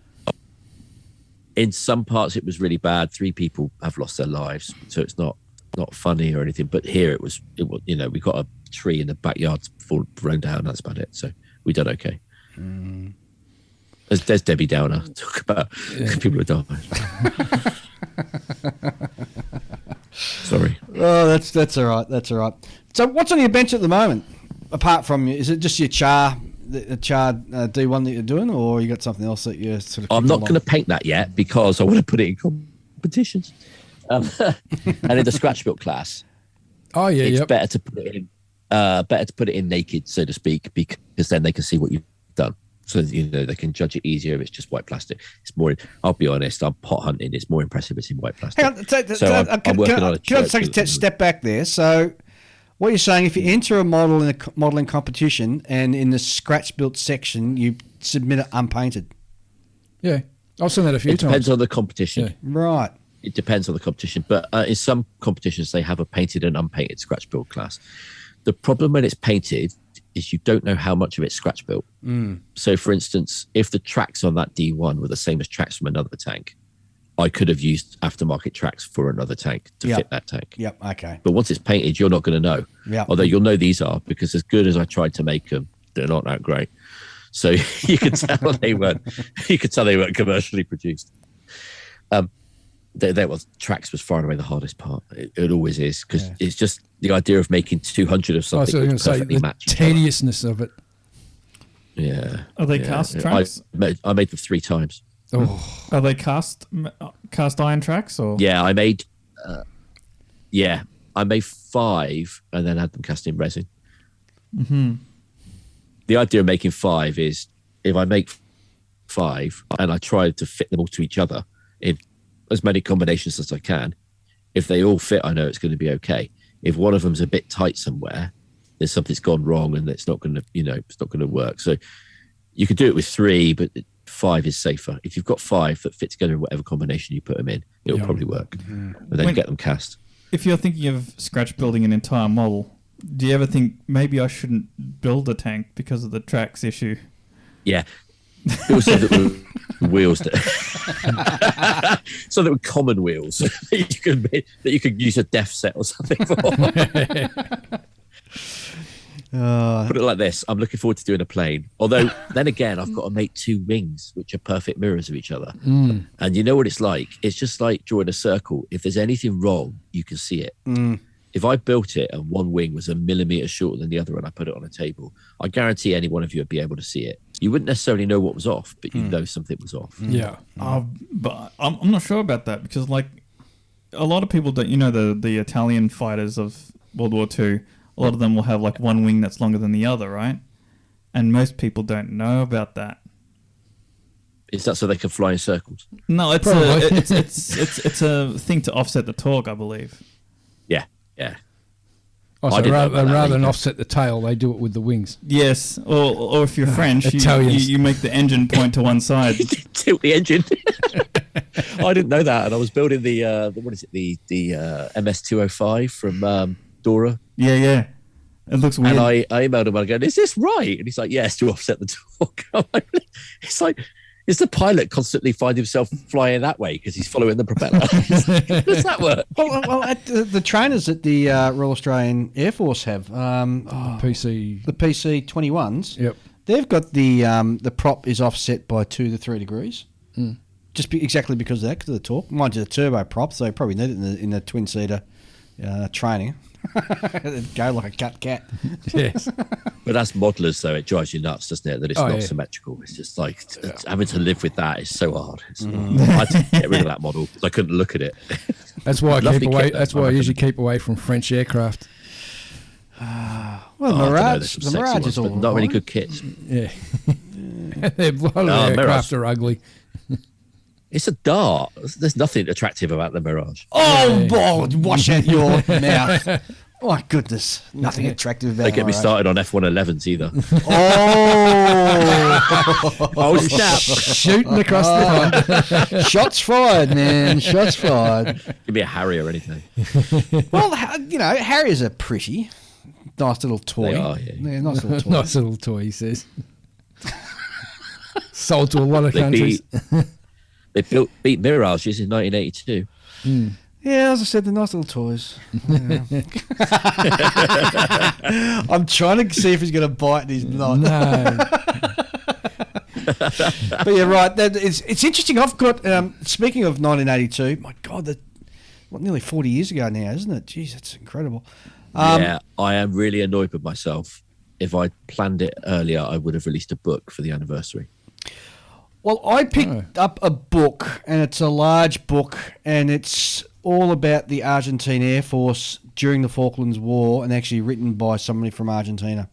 And it's got colour photos, huge references, things in there that I didn't even know the Argies were trying to do, like trying to mount the exocets off Hercules transport aircraft, for example. Weird and wonderful stuff like that. And it's just a fantastic reference book. It really is. Do you know that's how they used to lay mines over the Falklands? They fly over in a Hercules and push them off the ramp. Push them off the ramp, yeah. Yeah. Unfortunately, to this day, there's still loads of them all over the place because no one knows where they are. Yeah. Yeah. Well, they did that, yeah. Interesting. Quick though, isn't it? Yeah. And You've got to dig them in. And it's funny because that conflict is so much in my mind because I was in the army at the time and we were all spoiling, going, hopefully it'll... It's just the dumb things you think of when you're young and in the army. You think, I can't wait. I hope it sort of gets bigger and bigger so we can come and join in and all this sort of stuff. And, the naivety of youth and all this sort of stuff. So, Yeah. And it was... They called the Vietnam the first, sort of television war, but I think it was the Falklands that sort of brought it all home. It was, yeah. Well, it did to me because my dad was there. So. Oh, that's right. Yeah, he's a Royal Marine, wasn't he? Absolutely. Commando Logistics Regiment, yeah. And I remember when the Belgrano was sunk, I was 7 and I was jumping up and down. Yeah, we sunk and blah, blah, blah.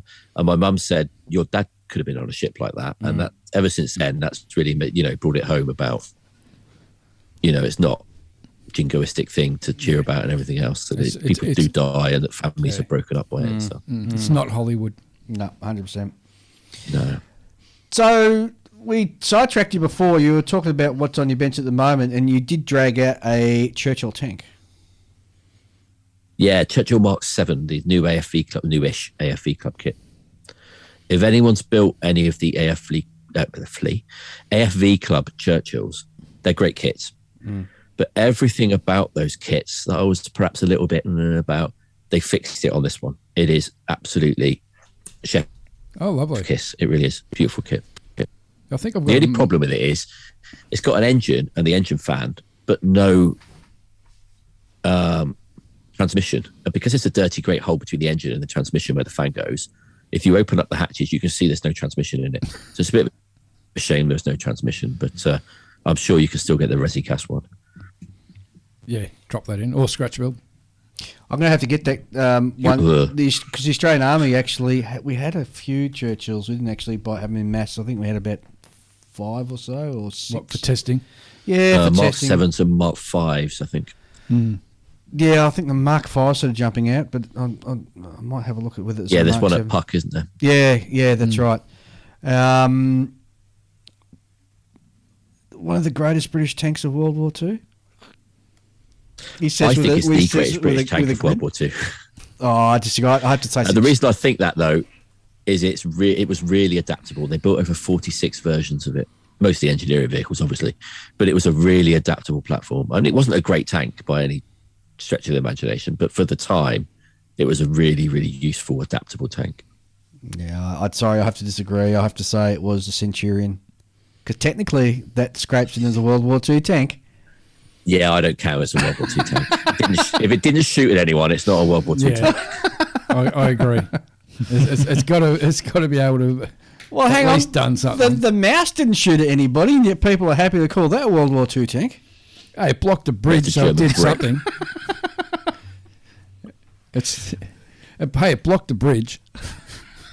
Did something. It was a lovely emplacement, a lovely fortification. Exactly. It didn't go anywhere. Yes. Got to a bridge and said, we can't cross that. Well, made it to Kabinka, didn't it? Yeah, that's right. Yeah, not under its own steam, no, I don't think. Not under its own steam. No. Also, like all the steel that it's made from occupied a good deal of German resources, so it worked in the Allies' favour in that sense. More white elephants, please. Yeah, exactly right. Keep going. Yeah, more king tigers, more Yag tigers. Keep building that rubbish shit. Yep, that's right. Don't build any more Panther 4s or Panthers, please. No. They're just way too reliable. No. Yeah. Thank goodness our enemy was inept in some degree. Yep.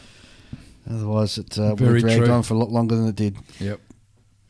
Oh, I don't know. A lot of people say if it gone on much longer, they would have just dropped the nuke on Berlin instead of Hiroshima. So Yeah. Yeah, that's it. I think it was. You go on. Sorry. No, I think that's what it was intended for. It wasn't. It was to drop it on Germany. And I don't think that they didn't care. I think they just wanted to drop it on one enemy, whether it's Germany or Japan. It was going to happen regardless. damn it, we're going to drop it on someone. Yeah, we spent all this money. The second most expensive military project up until that date, with the first being the B-29. We spent a lot of money, so we're going to use the darn thing. Yeah. It's like someone who's bored and they've got a pistol in hand. They're like, what can I shoot with this? Well, it's like, you look at the Japanese Navy. They built those two massive, the Musashi and the Yamato, and I sent them on suicide missions because hey, they're built, so they're going to use it. And off they went. In the face of... Don't get me started on the Japanese. I'll be talking to someone about the Japanese Navy this week. If ever there was a force that was badly run, it was that one. Everything they had that was any good, 100%. they misused. 100%. So many missed opportunities, Well, which works for us. It's not just so much a missed opportunities. It was the rivalry between the Army and the Navy. Yep. It was the... there were no two ships. You could have a ship of the same class, but there were no two ships that were built exactly alike, even down to the corridors and the piping all running in different areas to the previous ship of that class. So it was a cottage industry on a massive scale. Yep. From a country that was still in a Feudal mentality. And indeed had been feudal only less than 100 years before World War II. And still was semi-feudal. Oh, gee, am I saying too much here? Should I perhaps keep It's getting back on all that? history. Yeah. It's old history at that. And getting older by the second. Their biggest problem was doctrine. Yes. Oh, yeah. Everything was that everything that isn't now is history. Yes. Very true. Indeed. Oh, so how often do you build something like very mainstream, like a Yamato? I'm not. I used to not want to build anything that was very popular, but I got a thing recently for BF 109s because it's just a good looking machine. I like the earlier ones, although lately I've been thinking about a G because of that lovely Erla canopy. But the new Wingsy kit 109s are lovely. I built one of those and it's a really nice kit. They're as good as Edward. Where they came from, I don't know. Because, a few years ago, there was them and Clear Prop, I think, that were kind of... They're in some way related because they both released a Sonya, didn't they? Clear Prop did 172nd. Yeah, that's and right. Wingsy did 148th. And they're very similar kits, if you know what I mean. The parts breakdown and everything is pretty much identical. Yeah. And they were decent kits, although I had a bit of trouble with the Sonya fitting the cockpit's like a capsule, and fitting it into the fuselage was a little bit tricky. It didn't want to go in without Are you some talking about the grinding. 48 Never mind scale one sanding. or the 72nd scale one? Yeah, the 48th. Yeah. Okay. I started building the Clear Prop one and I gave up because the way they divided the top of the fuselage with the two side pieces and how you're supposed to clean up that seam line without interrupting all the nice riveting. I was just like, this is just badly designed. I'm not going to deal with this. Gave it to someone else. It works on one level, but it's like they had to choose between two problems and they picked the wrong one. The two bad solutions. They picked the worst solution. But did you have trouble with getting the fuselage size together and getting that piece on top? Yes, but that's good. You could clearly see that thing capsule's too wide. That they'd done that thing with 3D printing, and then like the tolerances had been like an afterthought, if you know what I mean. It fit on a screen, but not in plastic. Yes. Yeah. Yeah. Whereas I heard you had the same issue. Whereas I heard you had a really good run with the Edward Zero. Yeah, that's a great kit. Yeah. I'm still waiting for mine to come in.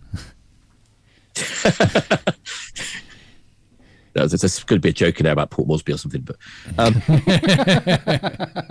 yeah, it's a really good kit. I would really recommend getting the look set. You know, the 3D printed, pre-colored stuff for the cockpit. All right, really nice. They sent me Edward were really nice. They sent me the dual boxing and they sent me a look set, extra photo etch. Although it's more or less what you get in the kit. Mm-hmm. And 3D decal, you know, like the Quinta sets, they do something like that now. Yes. Which always make me think of some sort of foam padding version of the PE. It's really weird. I'm not a big fan, to be honest.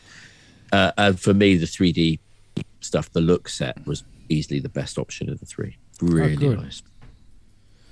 But it fits together like a dream. The only problem I had with it was the wing underneath, where the wing fits into the fuselage. Just at the very back. There's probably a proper aircraft name for it that people will lambast me for not knowing. I guess it's down by the fillet, but at the bottom of the trail end of the fillet, just that line across there where it fits into the fuselage is a bit hinky. But other than that, and once again, like Julian said, it's a case of losing detail to sand it off and then having to put it back in. Yeah. And the problem with putting rivet detail back in is it never looks exactly like the rivet detail that's already on there, no matter how hard you try. Same with scribing. At least it's underneath though, so you know, you kind of get away with it. If it was on top of the wing, that would be too much, you know, trying to that'd be a killer.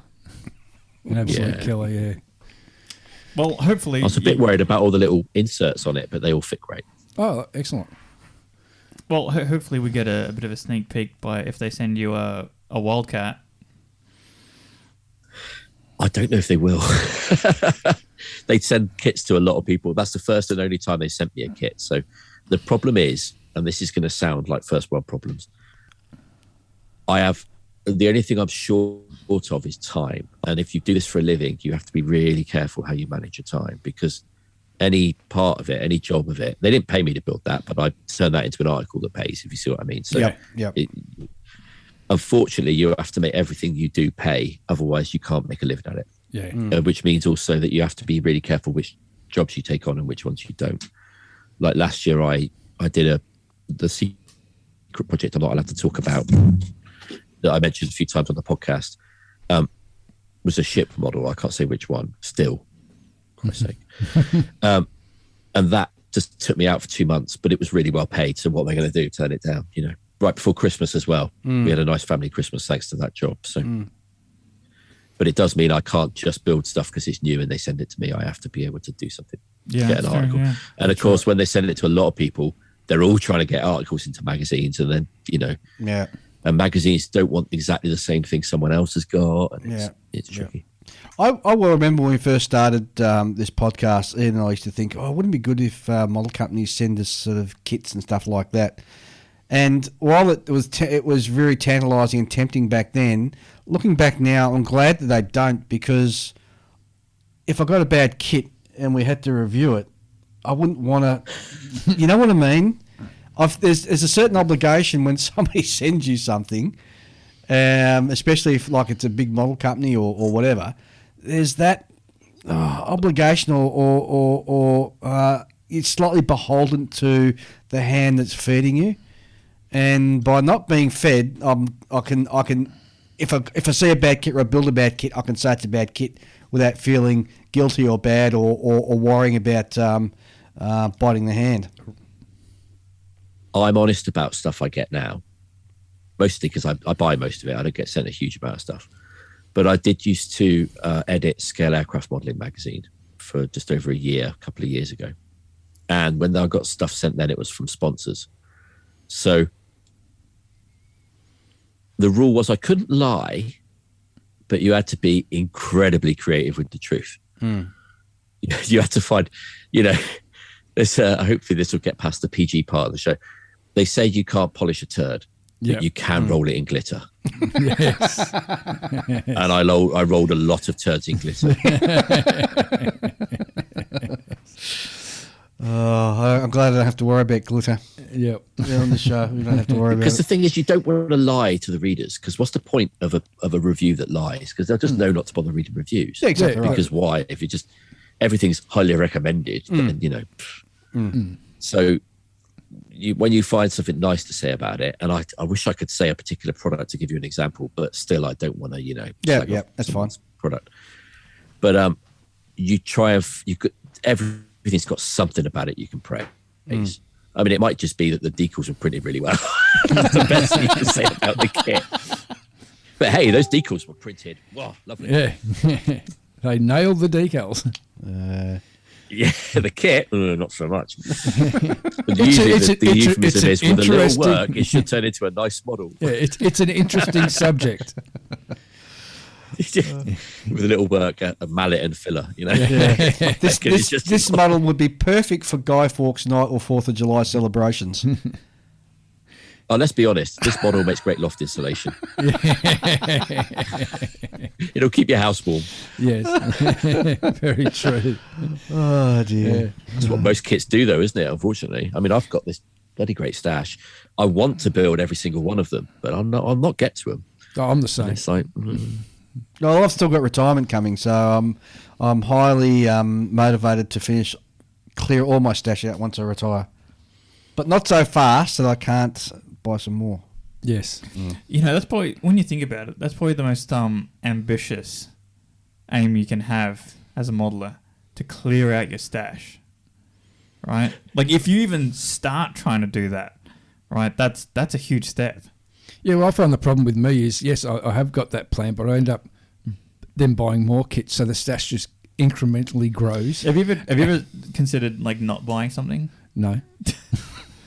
You know, like, I'm serious. Like, I mean, have you ever thought to yourself, okay, that's enough. I'm not going to buy anything for, you know, X amount of time? I have thought, but then someone produces something, I go, ooh, shiny. Must have. You see, I can't say, I can put my hand on the heart and honestly say there's nothing in my stash that I have not bought with intent of building it. Yeah, same with me, yeah.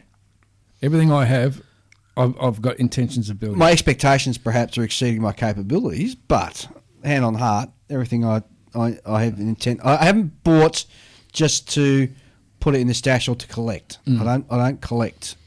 Yep. Yeah. I buy with the intent to build one day. Even though we do become collectors. But you're all very experienced modelers. I'm sure you feel similar to me, that you get a bit jaded about new kit releases. I mean, there was a time when I'd buy a kit because it came out and it was popular and it looked quite nice, and I'll just buy it. But now I really have to be interested in the subject or something to buy it. Actually, that being said, I just bought the Zvesta UAZ 3909 just because it's a funny look. It looks like a loaf. Yes, the little bus. It's kind of cute looking. But other than that, it has to be really, you know, unfortunately, people will keep releasing kits that really interest me. No, it's the same here. Yeah. It's a bad cross to bear. It is very. So if it's not kits, it's books or aftermarket. See, I'm a bit differently motivated to you guys because I'm less historically concerned. Don't get me wrong, I'll do like historical aspects, but I'll happily build a model just because it's a good model, you know? Yep. Like if I see the sprues and I go, oh, that looks really good. Look how that goes together. I want to get my hands on that, you know? Yeah, well, I'm the same. Like the new Great Wall P40 that's coming out, that's definitely on the must-have list. Yeah, but you're so invested in that subject, though. Yeah. You've got more P40s than anyone else I know, I think. I know one other person who's got a lot. I mean, P40s have their, you know, really fanatical fans. But what I mean is, like, there are certain kits. You see the engineering. You can see like the little telltale signs. Like, oh, there's a bit of slide molding there, and I can see how this nests and that over there. And you're like, oh, I need to have this kit because it just looks so, you know. When you know that when you buy that kit and you start putting it together, you know, it's like wiping your ass with silk, you know, that expression. and then you turn up to the club and like you see like, oh, look at this thing I've been building, and then the next guy along has been building something from Airfix, and I just laugh at them, you know. So you have fun with that. Well, you say that, but I've been building that. Oh, gee. I've tried that AZ model Sally, and that's been a fun build. Even though I had to scratch build the interior and stuff.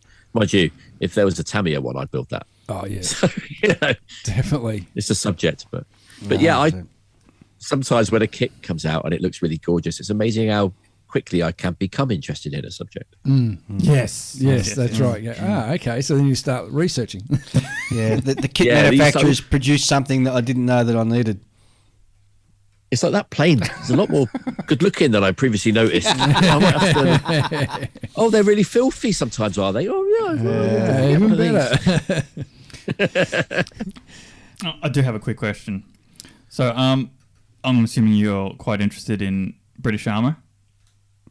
Of course. Everything these days. Safe Right. bet. So, are there any models that you would like to see kitted? Or, I mean, because I'm a big fan of the what's the very late war evolution of the not the Crusader? It's one of the cruiser tanks. The very late one with the with the gun from the Comet. The Comet. I would like to see a new tool Comet because I think the Bronco kit is terrible. The Bronco one's not awful. I mean, it's not great, but it's not awful. It's one of their first big hits, I think. It kind of looks like if someone had made a wooden decoy of a Comet and then made a model of that, you know. I don't know if you've ever seen the signs for the Tank Museum. There's quite a famous meme that goes around with Tank Museum this way and Monkey Sanctuary this way. Yes, I have That's a seen real that. sign, by the way. Monkey World is like 2 miles down the road from the Tank Museum. And actually, arguably, Monkey World is more fun. But all the signs have got a Cromwell on them, and it always looks like a kid's drawing of a tank, a box with another box on top, and a gun sticking out the front. It's like if the kid drew a tank.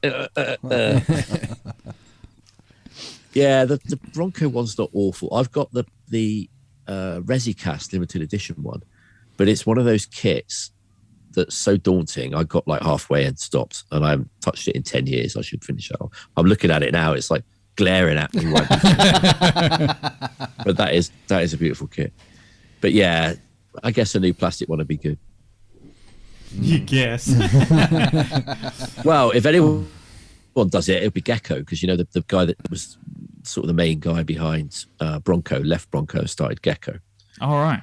And he's still got his interest in a lot of things in that sort of era, I think. So, Gecko do some interesting Gecko's released, stuff. like the A10. And, yeah, the figure sets lately have been really interesting as well. We're spoilt for choice. Because there was a time the only British figures you could get was the Tamiya British Infantry on patrol, and that was it. Yeah, that's right. Yeah. Indeed it was. Well, look, it's past the witching hour over where you're living at the moment, so I think we sort of better wrap this up because we've been going on for over an hour now. Yeah, I know. We've been rambling. Yeah. Oh, believe me, I can go all day. All night in this case. No, you, Chris, I can't Can believe go all that. day. Chris, if somebody wants to sort of have a look at some of your publications, or even indeed if you've got any sort of models left to purchase, whereabouts can they go to find and see that? Well, one of the good things about books is it's really good business for selling to trade. So if you're in Australia, contact BNA Model World. If you're in the US, that it's distributed through Stevens International, so most hobby shops in the US can get it. If they haven't got the book you want in stock, ask them and they can order it from Stevens. In the UK, you can get it from me, which is insidethearmour.com, or from Bookworld, who also sell wholesale to Europe and the UK. So luckily, they're pretty much everywhere. Oh, in Japan, Beaver Corporation import them. So I've seen them on sale when I was there at Yellow Submarine and Volks and the usual places. Terrific. And if people want to catch up with you on social media, where can they find you? They probably wouldn't want to. There's the Inside the Armour page, so you can avoid me rambling about politics and my latest highfalutin ideas about what modelers should or shouldn't do.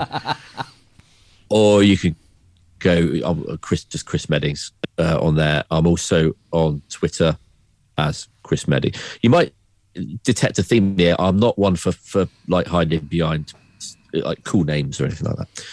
And I'm on Instagram as Chris Meddings. No worries at all. And of course, you can also be heard on one of our favourite podcasts, the Sprue Cutters Union. Yes, me, Tracy, and Will talking rubbish twice a month. Yeah, no worries. Say good day to Will for us when you catch up with him next. Yep, we'll do. All right, been wonderful having you. You Yes. have a fantastic evening or night or morning now, and it's been great having you on the show, and look forward to catching up with you again.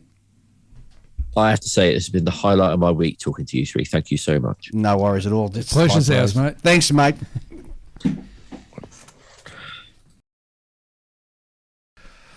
Well, that was a great interview, and it was great to catch up with. Well, first time I catch up with Chris in sort of face-to-face Zoomy sort of podcast. That was world. great. Really enjoyed it. But what a great guy. Yeah, definitely agree. Go try and break him of his nasty habit of thinking that the Churchills are the best tanks ever produced. I still maintain that it was the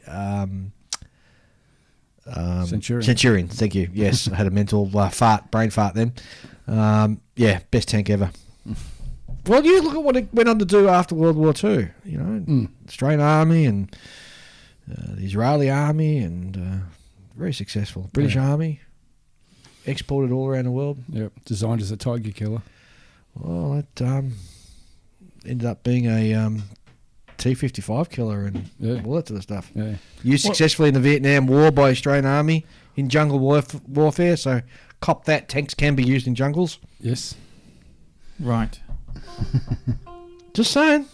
Yep. Anyway, that's it for the show. Gents, it's been a great action-packed show. In fact, we're one of our longest ones, actually, in a long time. A bit over 2 hours. So we'll be back in a fortnight. So, Ian, what do you got to say? Well, I'm going to go and do some more sanding on the Key 44 and get that prepped up for painting. Terrific. Julian? I plan on doing more procrastination. Oh, you do that so well. Yeah, I know. Long way. It's taken a long time for me to cultivate this skill. He's got his merit badge now. Yeah, he does. All right, guys. Thanks for being with us. We'll be back in a fortnight. Have a great modelling fortnight.